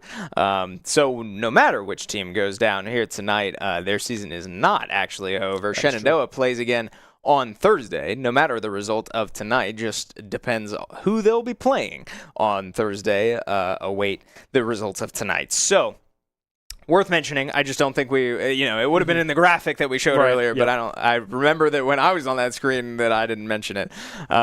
So a bit of hope for SU maybe now on the back foot, like not eyeing the end of their season just yet, but still plenty of Smash to be played. Willie, as long as he's in the game, there's a chance. And I've been bit too many times thinking that he couldn't do it. Yeah, so anything's possible. Yeah, it does look like the answer from the University of Michigan will be Min Squared on the Min going up into Willie's Terry this time. A little bit more leeway in the range department.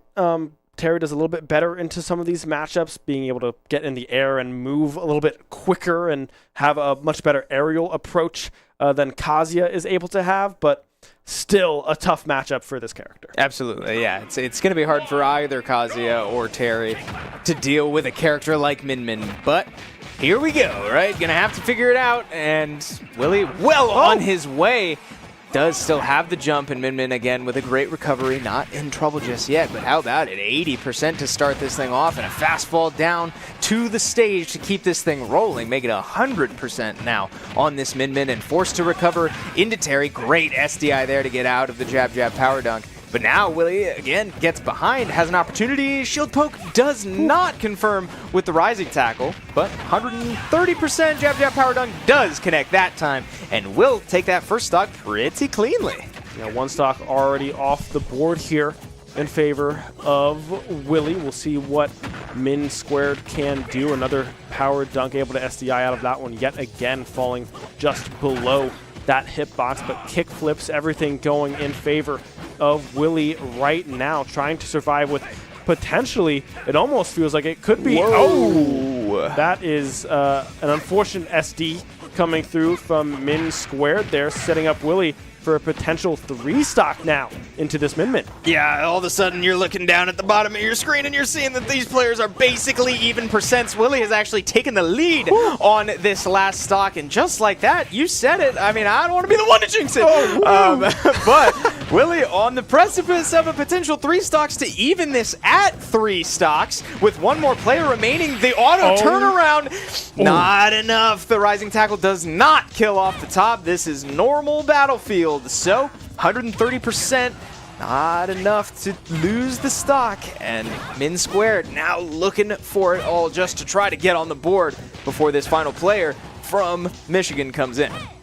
You'll have to see what the ledge guard looks like here from Willie. What was going that? For tilts. We'll be able to find the forward smash, and that will be 3 stocks in favor of Willie. And now, all of a sudden, you're 3 stocks to 3 stocks in a momentum swing for SU. I mean, I don't know. What did I just say? I've been bit too many times thinking that he can't do it.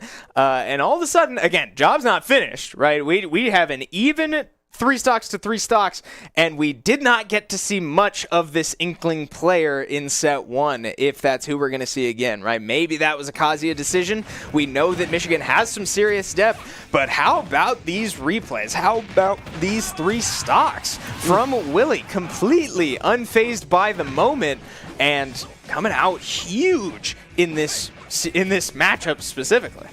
And a lot of this was just Willie's ability to approach the Min. Had so much more agency in the air, and Min didn't really have a response to it, was not able to keep the Terry off of them, and Willie was able to take full advantage. Some nerves showing through as well for Min Squared with that SD on that second stock.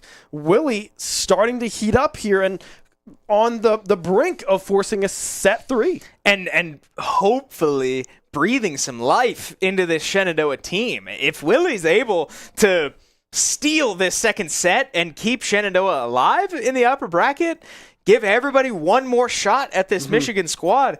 That's pretty energizing for the guys out there. I certainly hope that they're feeling the energy that Willie is infusing into this team, with 3 stocks now remaining still in his favor, but 3 stocks ahead of him, and it will be this Inkling one more time for the Inkling player to make their way back onto the stage, this time into a Terry instead of the 1-stock Kazuya that we saw them perform into last time. And worth mentioning that in that 1-stock performance, we did see Willie take the first stock as well. So, you know, I'm not one to speculate, but here I am speculating in a 3-stock to 3-stock scenario. On paper, that means Willie's going to take care of this, but we'll see, right? Plenty of Smash left to be played. We'll have to wait and see. Jab, jab, power dunk will be able to connect. 110% already built up. Trying to call out a high recovery with yet another power dunk, but won't be able to find the guard that they were looking for. It'll instead be the rising tackle, and that will be 1 off the board. 83% built up. Let's see how much extra credit Willie can get on this first stock. Yeah, I think a big thing that this is a big factor of this matchup that this Michigan player is going to have to keep an eye out for is the go meter, right? How fast can you kill Terry after he hits 100%? Because that's make or break for Terry. That's the moneymaker for this character, and the air dodge off stage. Inkling with a great recovery, though, does make it back. Go meter online, and the power geyser comes out immediately. If Inkling's able to take this stock quick, maybe get away with it, but Willie, very, very impressive play right now, just throwing out power dunks to see if they maybe take the stock. Yeah, just trying to find that down tilt forward smash coming through. Yeah, that was definitely a call out of all call outs. Won't be able to connect. Instead, it's going to be the up smash, able to find the kill there for this Inkling player, but still a whole lot of percent built up. Let's see what the extra credit looks like on the side of this Inkling right now. Able to get 51%, but will lose their stock. Blown up with an immediate spike off of that right ledge. And I was just about to say, how about the momentum swing a little bit? This Inkling starting to settle in and find some serious combos of his own, but just like that, a perfect setup into the down air launches you into the blast zone. Willie with the mash out of the side B. Very hard to match out of that, but Go Meter online once again. Willie still with 2 stocks to work with and can't mash out of it that time. And now, again, all of a sudden, this is very even with 1 stock on both of these players. Yeah, the momentum swinging now in favor of this Inkling. Willie has to secure this stock to keep SU in this winner's bracket. Just barely missing out on some of these very tight hitboxes. Willie now off stage. We'll be able to air dodge back to the ledge. We'll be able to get 1 aerial. The bomb getting tossed up there as well. Kickflip is able to land. 89% built up. The dash attack is there, but cannot keep the pressure up. We'll try to find any little bit of damage. A forward smash coming through. The paint roller going just wide. Willie able to avoid that one, but both of these players in a very, very sticky situation. Yeah, and again, Willie getting very close to Go Meter here. Does eat the forward smash, won't die to it yet, and now how fast can you kill this Terry? He gets the parry, but it gets clanked with the down tilt. This one connects. The Buster Wolf also connects. Is it enough? And it is. Willie keeps Shenandoah in this series. Igloo juiced for the team as they get 1 more shot at this Michigan lineup. We go the distance, baby. Set 3 here against the University of Michigan. You can see other teams coming up. That was our Rocket League player there coming up.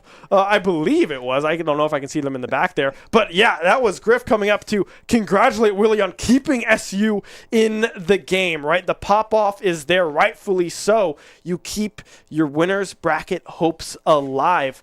The University of Michigan, they bleed.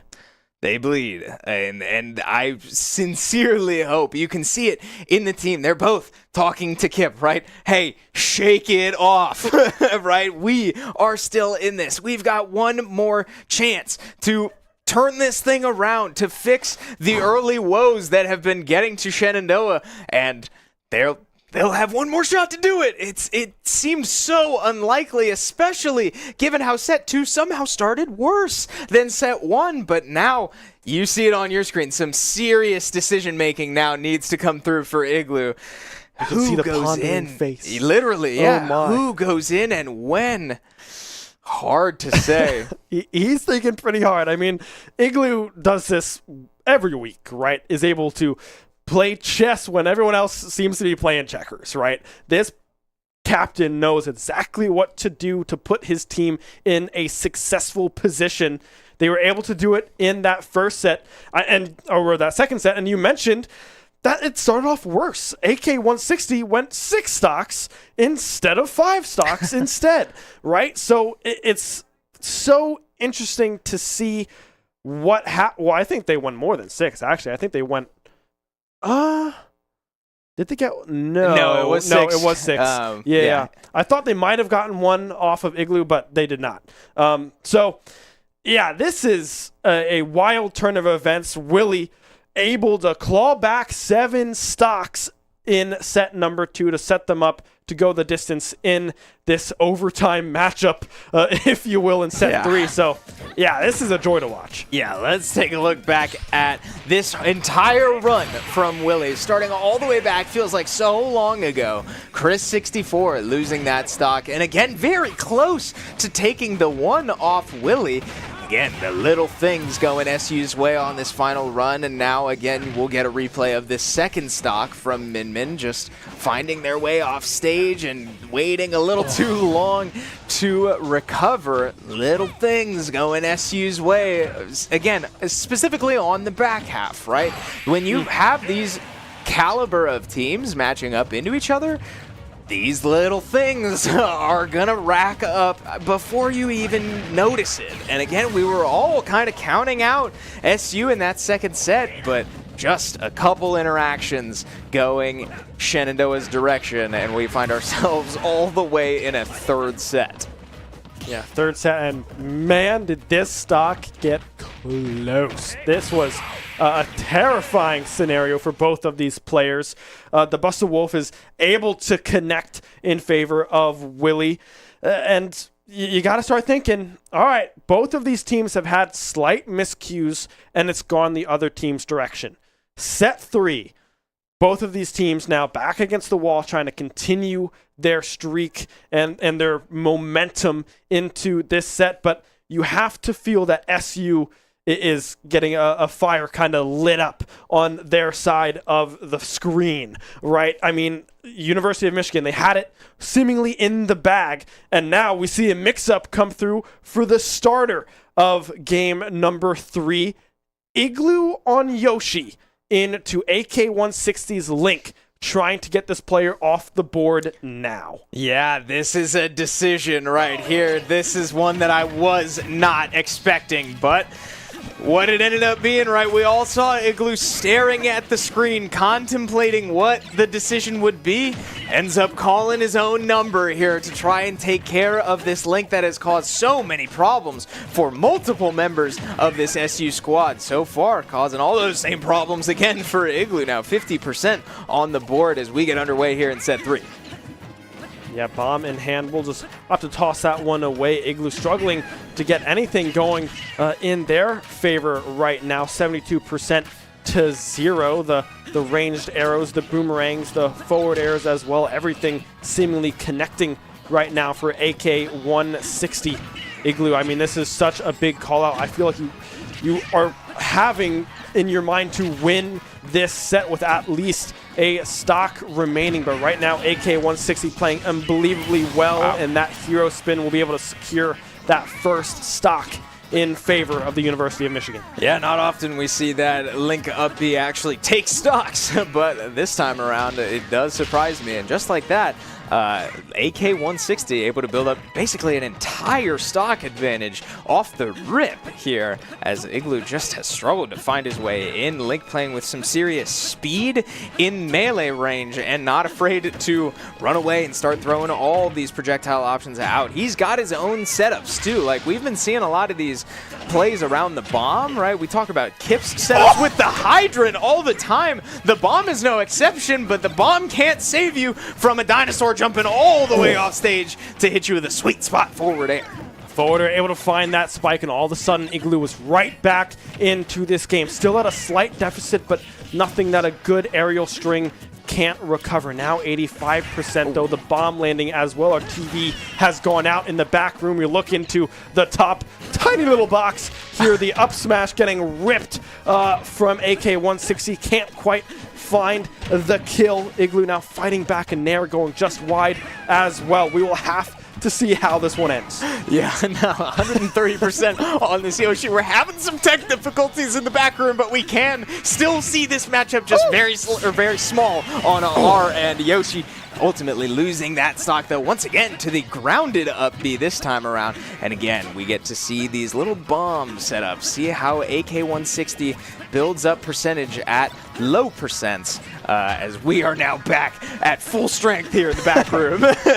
Forward air able to connect, 79% built up. If Igloo can take this stock now, you have to think there's a potential of them coming out winning in this initial matchup, right? But so hard to get close into AK-160. The projectile game so oppressive against Igloo right now. 88% built up. However, they can find this kill, the air dodge to get back to stage. An up tilt, coming through, but won't be able to connect as that one is parried. Yeah, gotta have this one if you're Igloo. I don't know what's sitting in reserve for Shenandoah, what the plan is if Igloo can't take all three of these, if it's to put Kip in with only one stock to take. Hard to say. We'll get there when we get there, but I can't imagine SU feeling very confident about only taking one off this Link in the opening matchup. So this is getting dangerous for Shenandoah. Igloo now goes off stage one more time, and the patience to sit there and not panic, and does find the up smash onto AK-160. We've got a one stock game. Igloo, I mean, you got to think that he might fish for some cheese, right? Just try to find an egg and a spike off of the map, potentially knowing that you're at 105%. It will be like the this. throw, Okay. trying to find that forward air, but won't be able to find the connection. Still so much damage able to be dealt here by Igloo in this stock. Oh, man, that was close. Igloo still clinging to life, avoiding the up smash in the shield, surviving the up tilt, but not surviving the forward air this time around. A strong showing from Igloo, but ultimately, again, just short of knocking out this AK-160. All right, we'll have to see who the response is. Sitting down at the chair right now, it looks like it is going to be Eyes, the Palutena, to come through. Potentially a switch up to the Roy. We know that one is in the back pocket. Maybe there's an angle, but the comfortability, of course, is on this Palutena character. One stock left on AK-160, who has done so much damage to SU in these first two sets. This could be a massive play. I hear from Eyes. This is huge for me. We'll take a look at these replays real quick. Igloo starting off a little rough into this head-to-head. AK-160, like I said, basically ripping this thing open to a one-stock lead from the moment it started. Igloo with the confidence to go off stage and take that stock in return, but again, just struggling to keep up in the percentage department. You see in these clips that the percentage is always pretty wide between these two players, and Igloo just never quite able to make it all the way back. So now we find ourselves with one stock remaining on this Link after this play from Link to connect the forward air as Igloo tried to avoid the bomb. And now we find ourselves with Eyes going in to take this one stock, and never has it mattered more that Eyes takes this stock. If Eyes falls short and gets 3-stocked, that is disastrous for SU. Eyes with one task ahead of them. Find this stock cleanly. You can lose one, that's okay, but you need to come up with this stock. If you can get AK-160 out of the way, that is a huge boost for the rest of this SU roster, especially with Kip still sitting here in the wings. We have not seen Kip be able to go up against the likes of the Byleth or the Min or the Inkling. And that might be the turning point that SU need here in this set. Right now, though, you can see AK-160 playing extremely well, able to dodge out on the up smash, but the down special will be able to connect the grab as well. Eyes stuck, recovering from off stage. Yeah, and able to get the get-up attack there into the bomb. Some good damage in response. The grounded up B does connect. But yeah, I mean, I think the roadmap is pretty straightforward for SU. We haven't seen Kip play into anyone except AK-160, and it hasn't been working out for Kip. So let's give him a different matchup. Igloo and Eyes combined need to be able to take out this player to give Kip the opportunity he wants to try and succeed in this series. But so far, AK-160 doing what he needs to do to keep hope alive for himself that he might just walk away with the 3-stock here. But Eyes finds their Nair, finds another one, 80%, and has a bit of an advantage here, being below Link, but not for long. Yeah, trying to go for these Nair fishes as well as the up airs on these ledges. The jab coming through as well. Neutral B trying to get some chip damage, find an opportunity to approach this Link. 92% built up, the up air connecting now.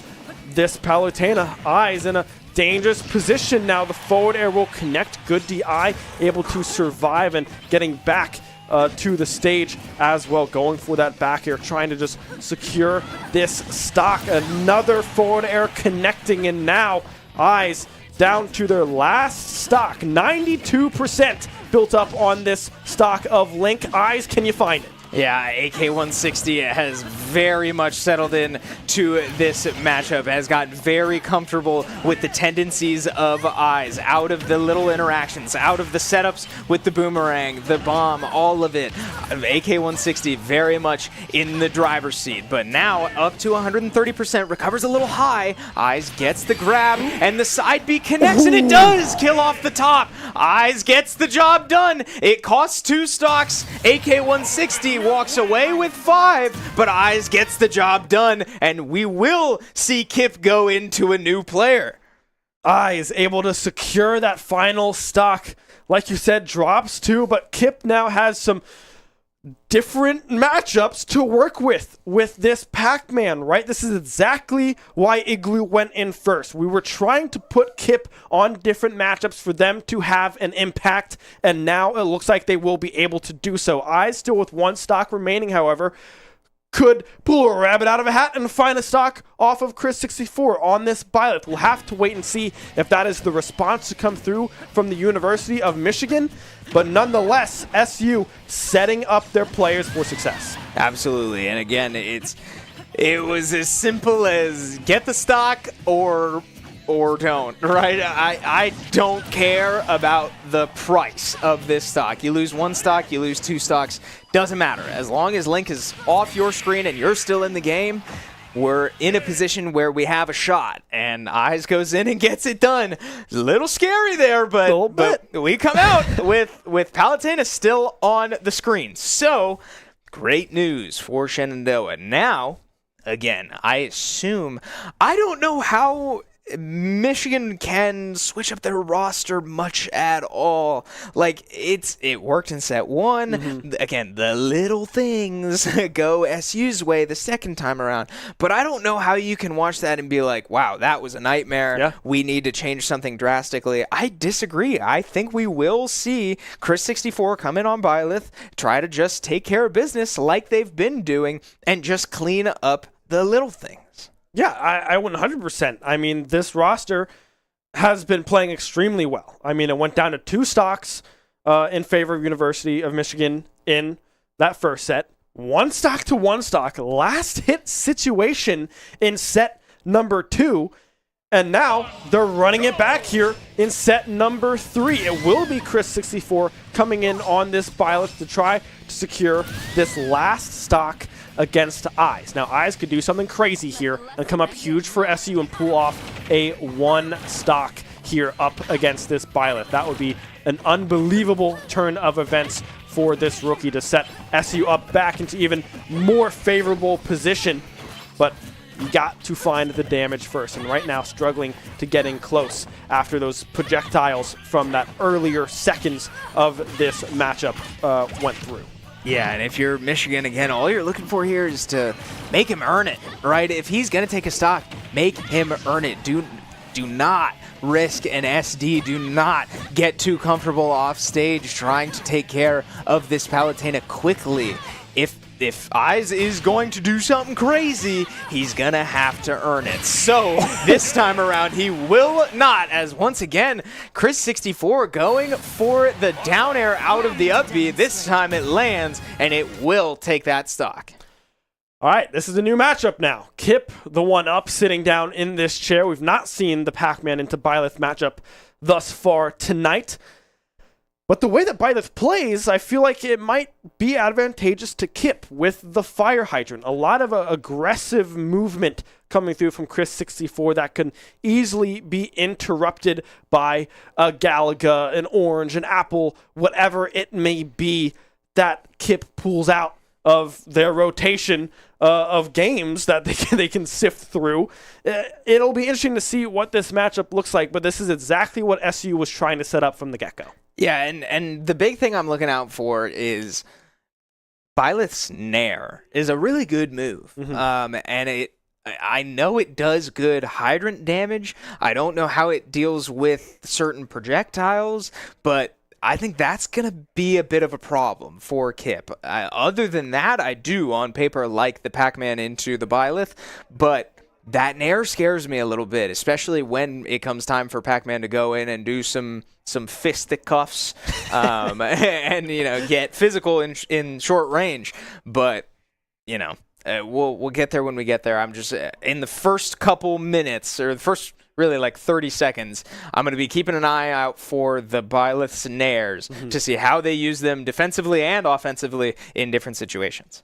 Yeah, and I mean, we saw it used a lot in kind of an approach scenario into Eyes on the Palutena, and as well as the first 2 sets as well. Just kind of that short hop Nair, trying to just get some early chip damage to open up some space for the potential of some other moves to come through. But already, Kip off to a great start here up into this Byleth. The Hydrant getting tossed down there as well, but the up air connecting, and now just like that, we are even. Yeah, these up B strings have been very oppressive for Chris64 here, finding, the side Bs, the back airs that last time. But again, falling with the Nair, a very smart and safe decision for most Byleths. We see it there again. It's a huge hitbox. It's got a lot of hitboxes, but Kip now up 130%. Byleth jumps and grabs the bell, and Kip's grab goes wide, able to parry out of a very uncomfortable situation. And Kip's still in the uncomfortable situation, but finally gets a grab, throws Byleth off stage, and we get to reverse the roles. Bell in hand, forward smash, bang. That's 1 stock off the board, Byleth.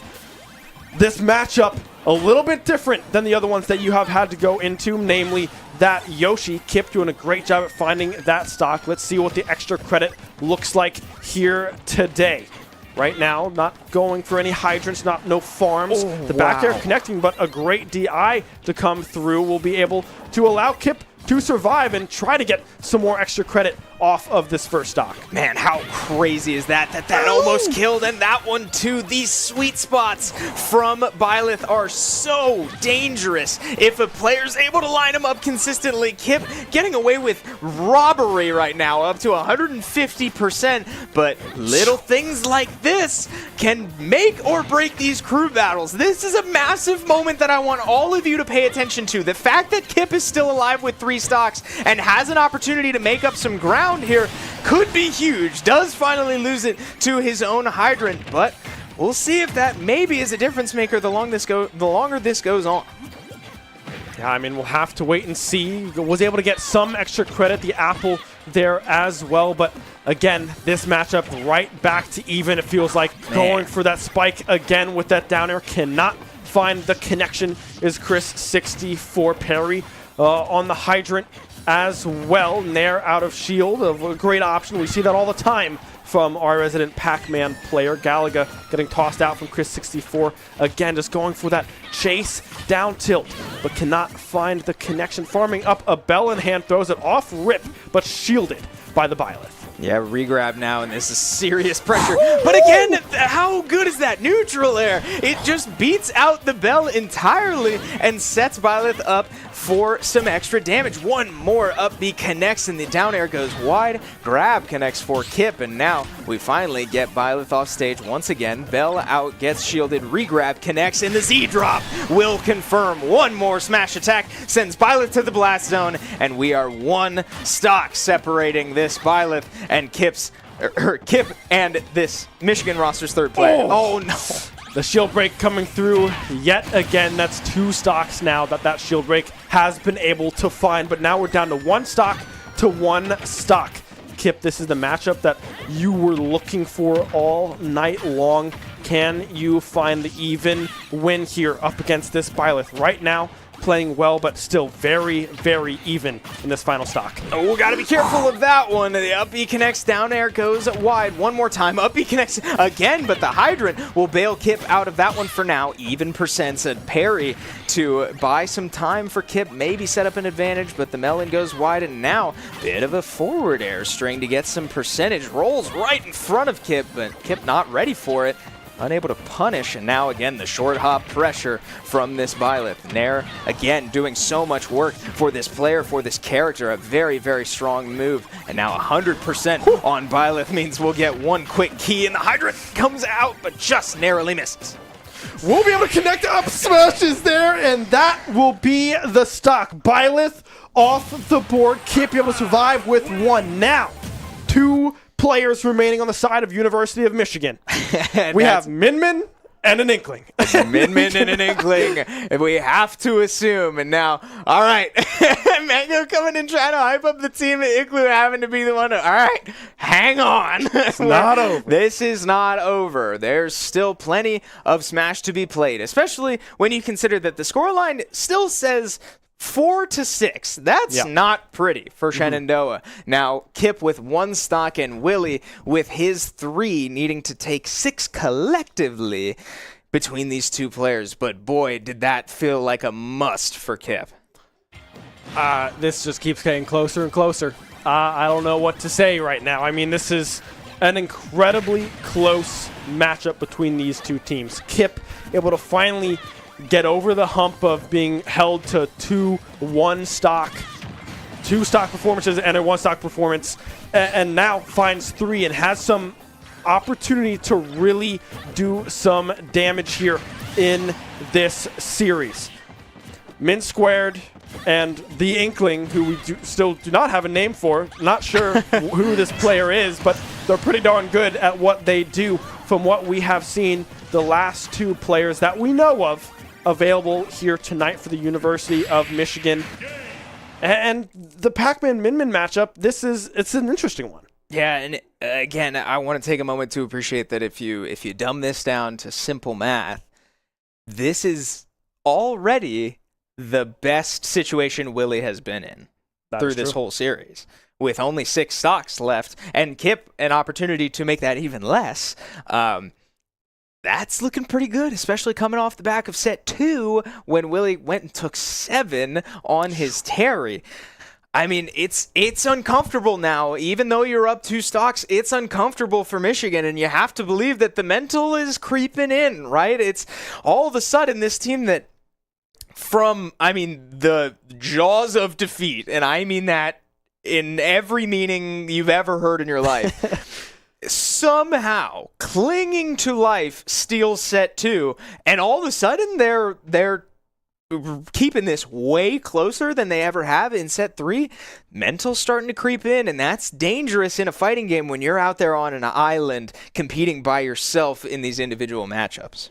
Yeah, we can see from just the Roman cam, there's an audience here in the SU arena. A lot of positivity coming from the fans of this team and from the team themselves. We saw Griff get a little excited in there, but you saw the captain, the coach, Igloo, go, hey, this is not done. We need to give us some space. We've got to talk this one out and figure out how we can secure this win here tonight. We also just got word from our producer that Academy Smash is playing right now, and they are tied 1-1 in their set as well. So both of these teams, an incredibly close series. And I hate to say it, but during that short break we took between set 1 and set 2, we were told that Academy Smash was losing pretty bad.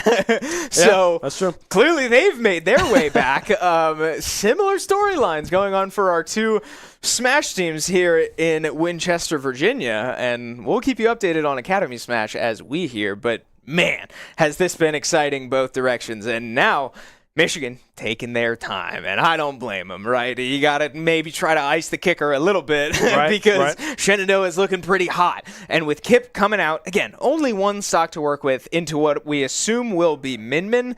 I don't love that for Kip. Again, I said it in the pregame. I don't love it for anybody, and maybe I like it more for Kip than other people, but again, with only 1 stock, it's hard to get my hopes up for this matchup. But again, all I can really hope for is that maybe Kip goes in and gets 1. Yeah. God forbid more.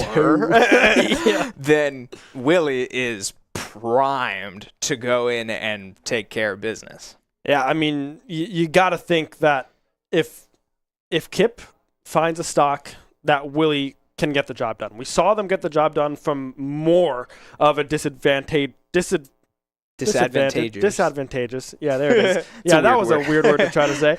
But yeah, so we'll have to see what Kip can do into this matchup. If they find 1, massive. If they find 2, holy moly. If they 3 stock, what are we doing? That would be an unbelievable turn of events. And we know that Kip is capable, and it looks like the mental has swung for this player as well. Struggling in these first 2 sets, unable to really get that ball rolling as the starter in set 1 and the second player in set number 2, but now has the opportunity to really do some work for SU. Yeah, and there's a shining light, too, for Michigan, and it's that when we saw Inkling go 3 stocks for 3 stocks into Willie, it did take everything Willie had to come out on top. That was last stock, last hit. So if this Min knocks out Kip here, maybe has 2 stocks left, and Min maybe takes a stock off Willie, then that lightens the load quite a bit for the Inkling. But oh my God, we've got a mix-up here from the University of Michigan. They've decided to put Inkling in now to try to put this fire out against this Pac-Man. Now I'm curious how this matchup works, right? I'm gonna keep it a buck. I have no earthly idea. Yeah, I guess you could probably low profile with just the dash run that you have on a lot of the projectiles that Kip will be working with. Just tune into that music, by the way. P4, of course, selected from Kip, already looking a lot better into this matchup as well. But this is what took Michigan a while. They were deciding, do we put Inkling in now and try to go on a run and set our Min up for success, or do we go Min now? And right now, it's a very, very even first stock. Yeah, and again, that's bad news for Michigan. If we're trading 1-for-1, that's a little intimidating. Knowing that Willie's in reserves, you need all the help you can get in the long run. Kip, again, just keeping himself in it. And I said it against Byleth, if he's able to hold on to these stocks, a huge get-up attack there, and the forward smash does connect. It won't take that stock, but the bell comes out, and we get an up B. Kip in some trouble now. Kip now has to try to find the recovery. We'll be able to get back to the ledge at least. We'll be able to survive. They were on top of each other for just a moment, and that'll be one stock gone. Forward smash through the hydrant. Inkling now down to 2. If Kip goes big and finds another one, holy moly, would that be massive. I'm trying to use some very specific words right now.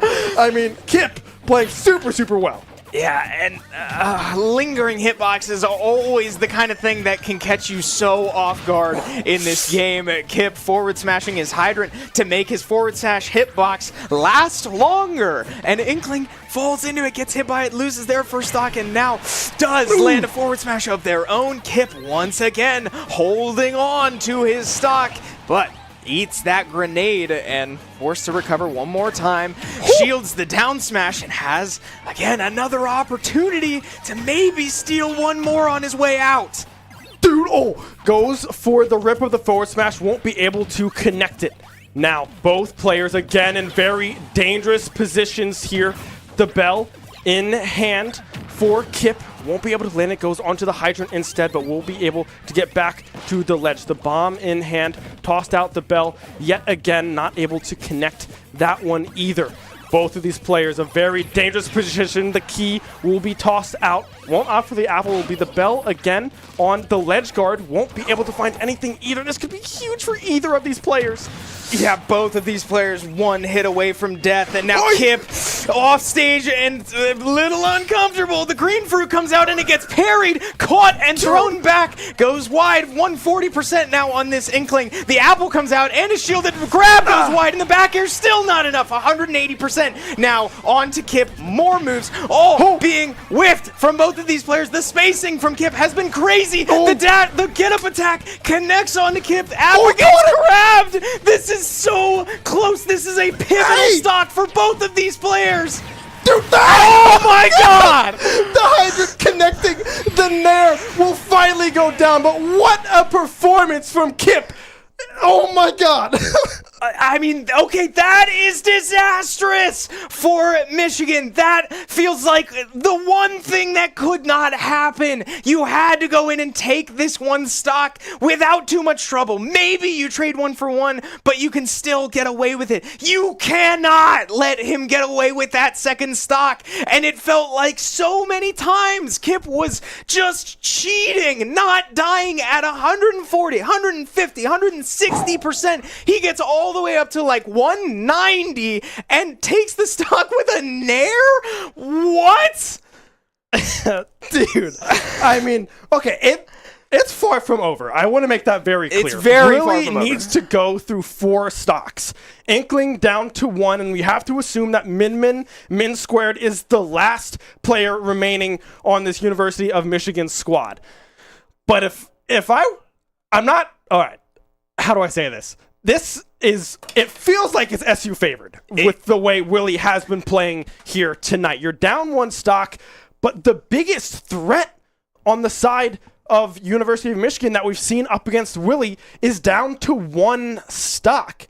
And if we remember from the last 2 sets, the times that these players have met, Willie has found that first stock very convincingly. So if we start this 3 stock to 3 stock scenario into a min, you have to think that Willie will be able to win out.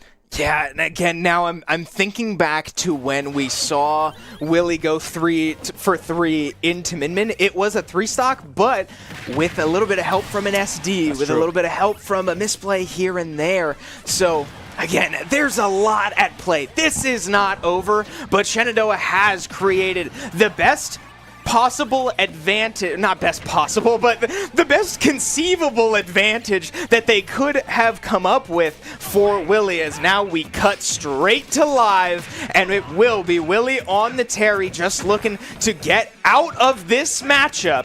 potentially not losing any stocks and go 3 for 3 into mid.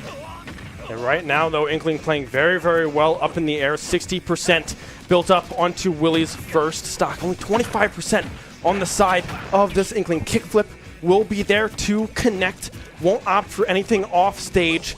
Won't want to give up this stock accidentally. But right now, this Inkling playing unbelievably well here. Go meter is up and available. It will just take a couple of interactions for this stock to be gone, but won't be able to connect on the Buster Wolf. Will be able to connect there with just a nair. Yeah, we're absolutely in territory where this Inkling could just explode.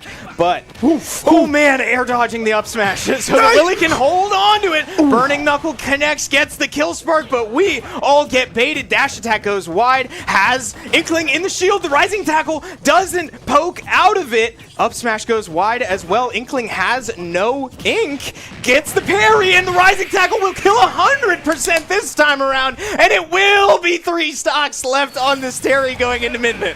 All right, Inkling out of the way. Min squared, the last one remaining on this min-min. 3 stocks to keep their upper. This is a double elim. This is not the end, and this is round 1, by the way, of playoffs, and this is already this good of competition. I mean, Division 1, right? All these teams are phenomenal, and I could not ask for a better series than this one right here. University of Michigan. We've seen Min-Min all series long.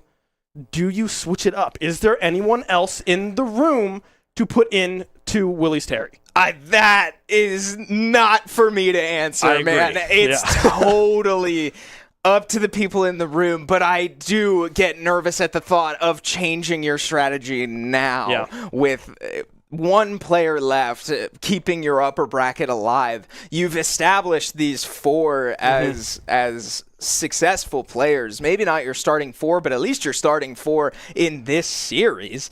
I would be stunned to see a different character come out. I don't know if any of these characters really stand out to me as like a big Terry counter.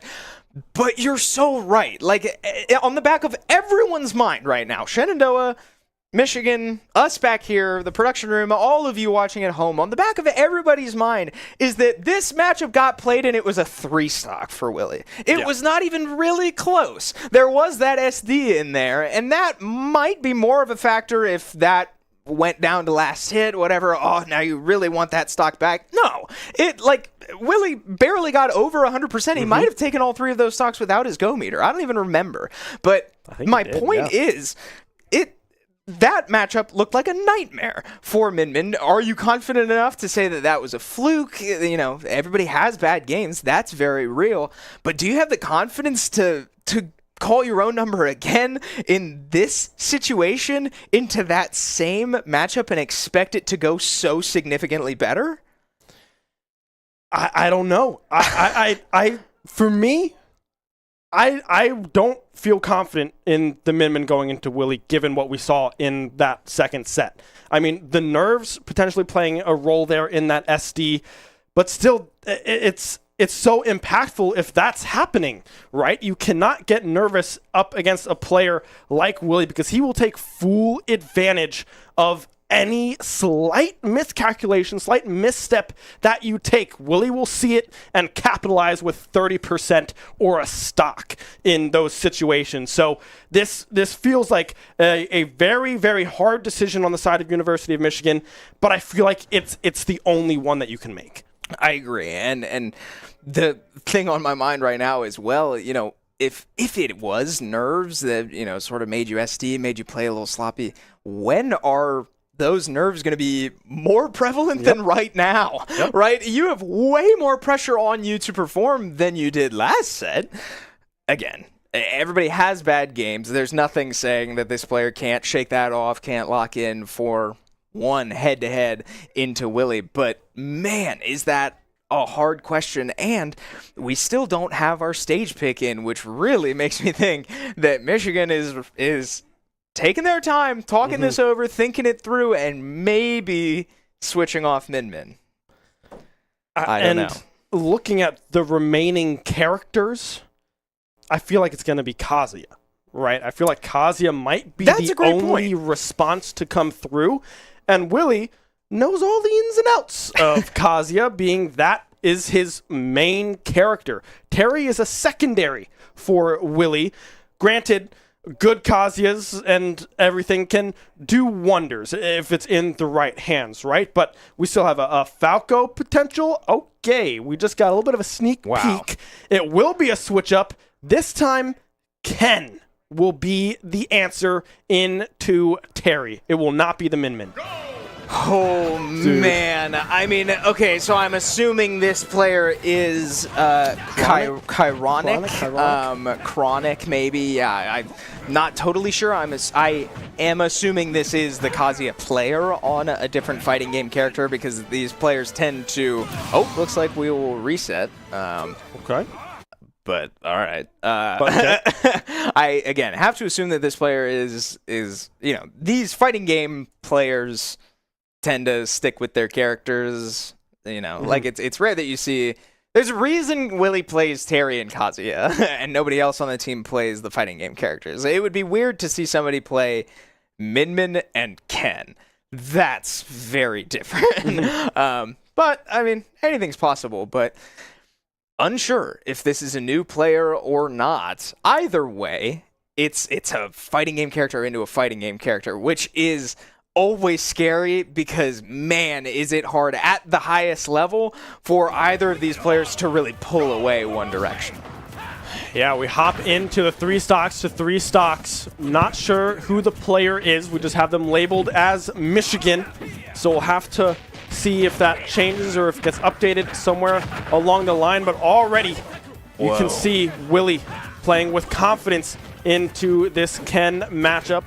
60% already built up, a kickflip, trying to call out an approach, a clank there as well. Won't be able to find anything off of it. Both of these players dangerously, well, even right now. Ooh. Yeah, and this Ken especially playing very passive, I have to say. Not something I'm used to seeing from these fighting game characters, but, you know, we saw it work a little bit, calling out the spacing on that kickflip. Oh man, Willie, what are these interactions? Willie now with the go meter, but again, it's little interactions like that. It doesn't take much for these characters to just sort of blow each other up. There you go. And that's exactly what I meant by it's hard for either of these characters, either of these players, to really pull away from the other one very far. The moment it felt like Willie was starting to take control and maybe start to run away with it, one bad interaction and he's losing his stock for it. Yeah, we'll have to see what happens here. Air dodge back onto stage. Willie trying to find that ledge guard, but was only able to find one spike, and that might be, that's an SD. One down off the board. Willie now 1 stock away. Another second stock SD coming through, but the DI is there. Goal meter still up and available. Whoa. That is the recovery used again. Almost a sticky situation, but will not amount to much else.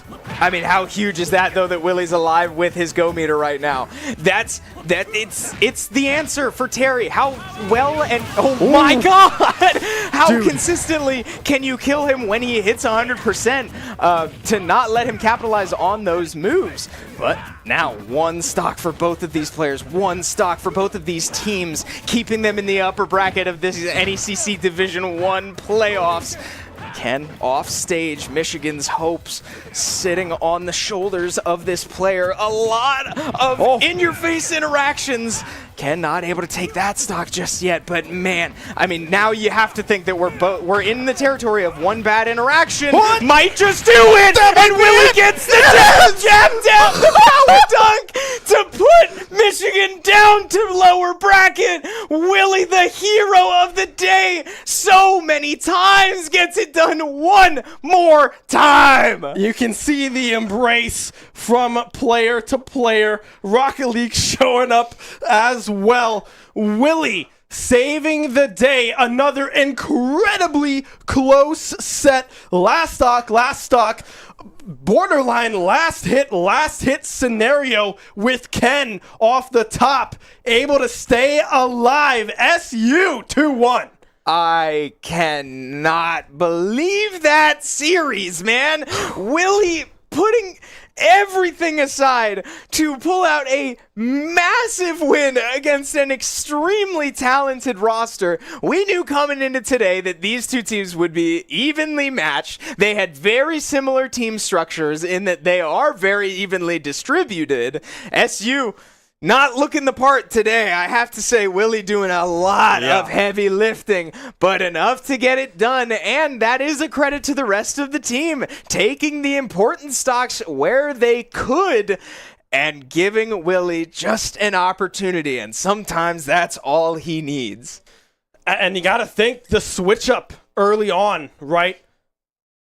AK-160 out of the way early, unable to go on a tear in set number 3. Kip, a heroic effort against the Inkling. 2 stocks with 1 stock remaining. An unbelievable turn of events. Kip shows up out of left field, it seems like, in set number 3 and absolutely turns the dial to 10. That's a great point that I already forgot about. Kip taking those 2 stocks into Inkling again. It's the little things. I said it all day. Nobody was thinking that Kip could go in there and take 2 stocks off of that Inkling. That would have been, that would have won the series. I mean, we were all thinking that when we were all expecting Min as well.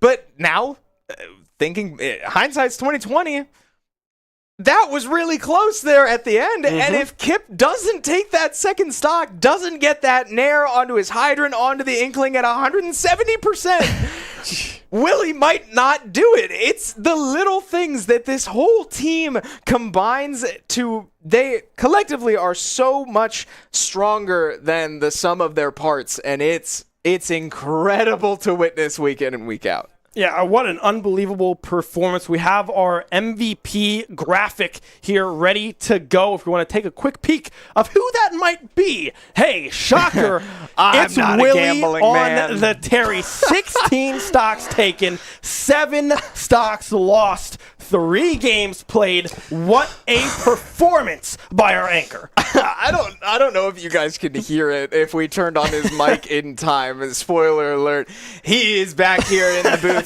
with us as we welcome you back to our caster booth. Willie taking some serious deep breaths. So you want to take a step this way.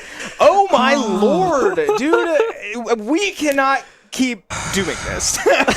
Bringing you up here, 7 stocks, 8 stocks, doesn't matter. You seem to get it done week in, week out. What is going through your mind right now?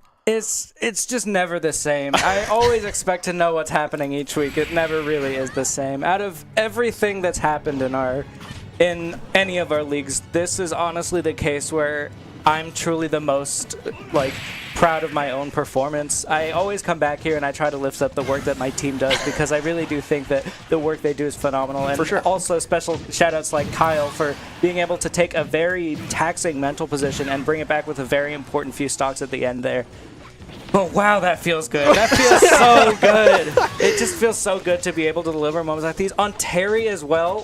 Terry's a character you guys haven't seen much of, if any, at all this season. And it feels so good to be able to pull him back out in moments like this where it's just back against the wall, and I know that I just barely don't get those 7 stocks in that first match, and I have to think, how do I want to approach this problem they've given to me with all of these matchups that are so uniquely bad for Kazuya. And that play at the very end, Ken, that guy is a Kazuya main, so I know his team has a lot of practice against Kazuya. So all of that, it just gets me feeling like I have to play Terry. I have to go into this situation best I can, not look at any of the numbers, and just do what I can. And it's also really weird whenever things like this happen. I never find myself thinking about the possibility of losing or the possibility that maybe I won't be able to clutch this one out. I've had moments where that does happen, and maybe that does happen overall.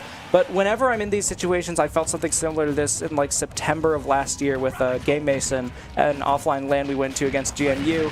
But situations like that, where the odds are just so unbelievably stacked against us, it's hard, but I don't know what comes over me in moments like that. I just find myself not thinking about anything else. Like, I'm not distracted by anything anyone else is saying. I'm not trying to think about the possibility of winning, losing. All of that I feel happens either before or right after, where it's just sort of this release of like excitement and this feeling. Sorry, I'm trying to fill a little bit more. The highlight reel's still a little long. No, you're doing great. You're doing great. It's hard, but I'm so happy I'm able to do it. Absolutely. Yeah, I mean, what a performance. I mean, we go all 3 sets, pretty much last stock, every situation, every set other than Series 1.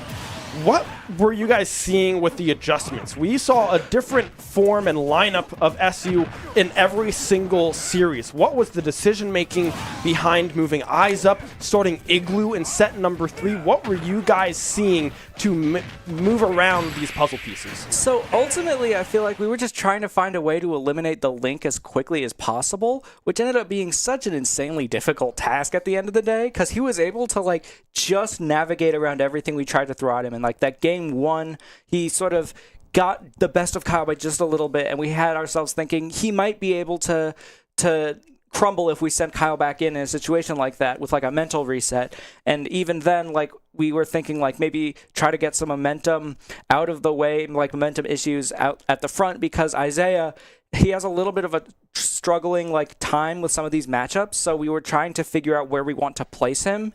And I think he was able to get some really good stocks against the Link as well. I'm very proud of him for that. But it was just us trying to move our pieces in the least risky way possible. But ultimately, I'll give it up. That Link was putting through a very powerful performance every single time, through and through. I thought he might be a little bit shaken up after having to go game 3, but he was just right back in there. But it's so strange to have a player like that where it's like we feel like we're trying everything we can against them and we just don't know what else to do. And I guess it's moments like that where we have nights where we have wins like this.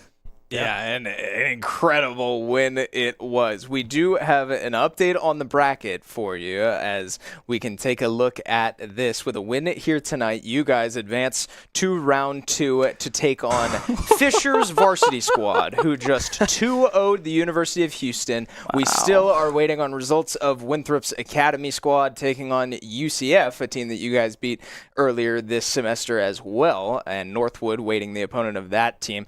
So, you guys have played 2 different Fisher teams already in your regular season group, but I don't believe either were this squad. What's going through your mind? What do you sort of see in that team, and what can we expect from that matchup?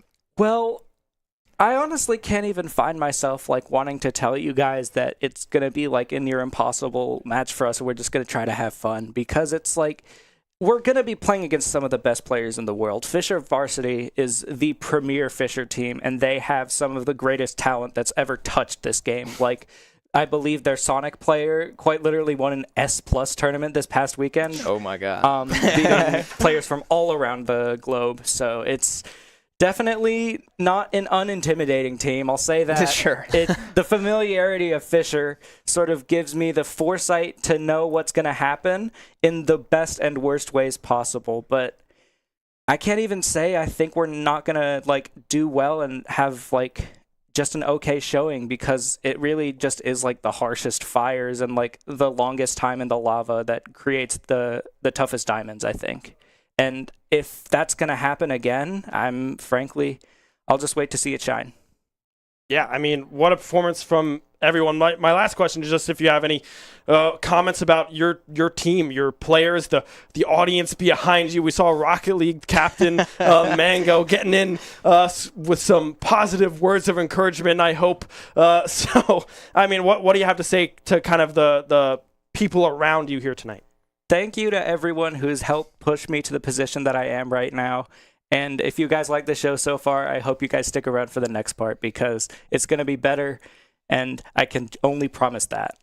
Amen. And you won't want to miss it. What an exciting day for us back here, for us out in the arena, taking a incredible 2-1 series win over the University of Michigan. Nothing scares a Wolverine quite like a Buckeye. But if you enjoyed this show, be sure to drop us a follow on whatever platform you're watching on right now so you don't miss out on any of our future esports action. We've got Shenandoah Smash Bros. Still competing in 2 competitive leagues, as well as Rocket League and Marvel Rivals still barreling through their seasons. So you won't want to miss any of it, and we will catch you there. Be a friend, tell a friend something nice. It might just change their life, and we will see you next time. OH, baby.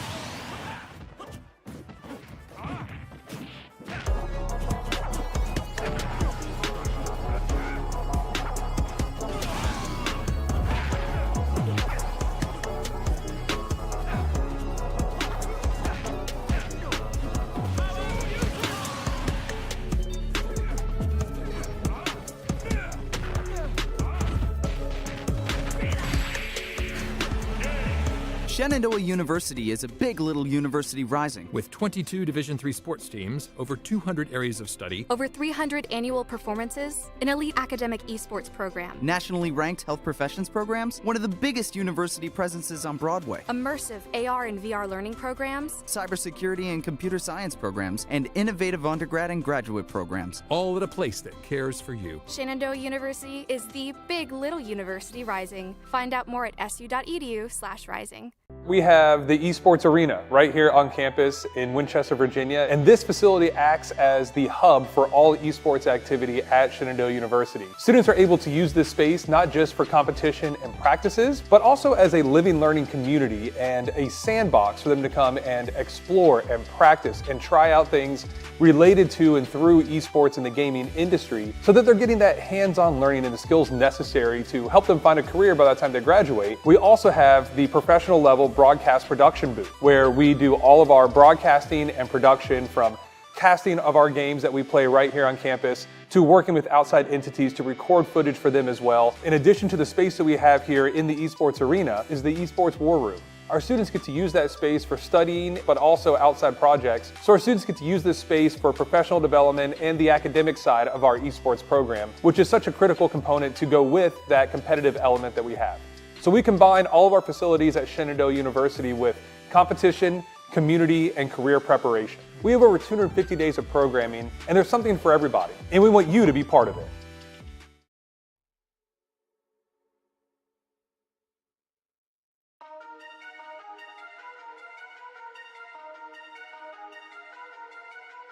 Wow.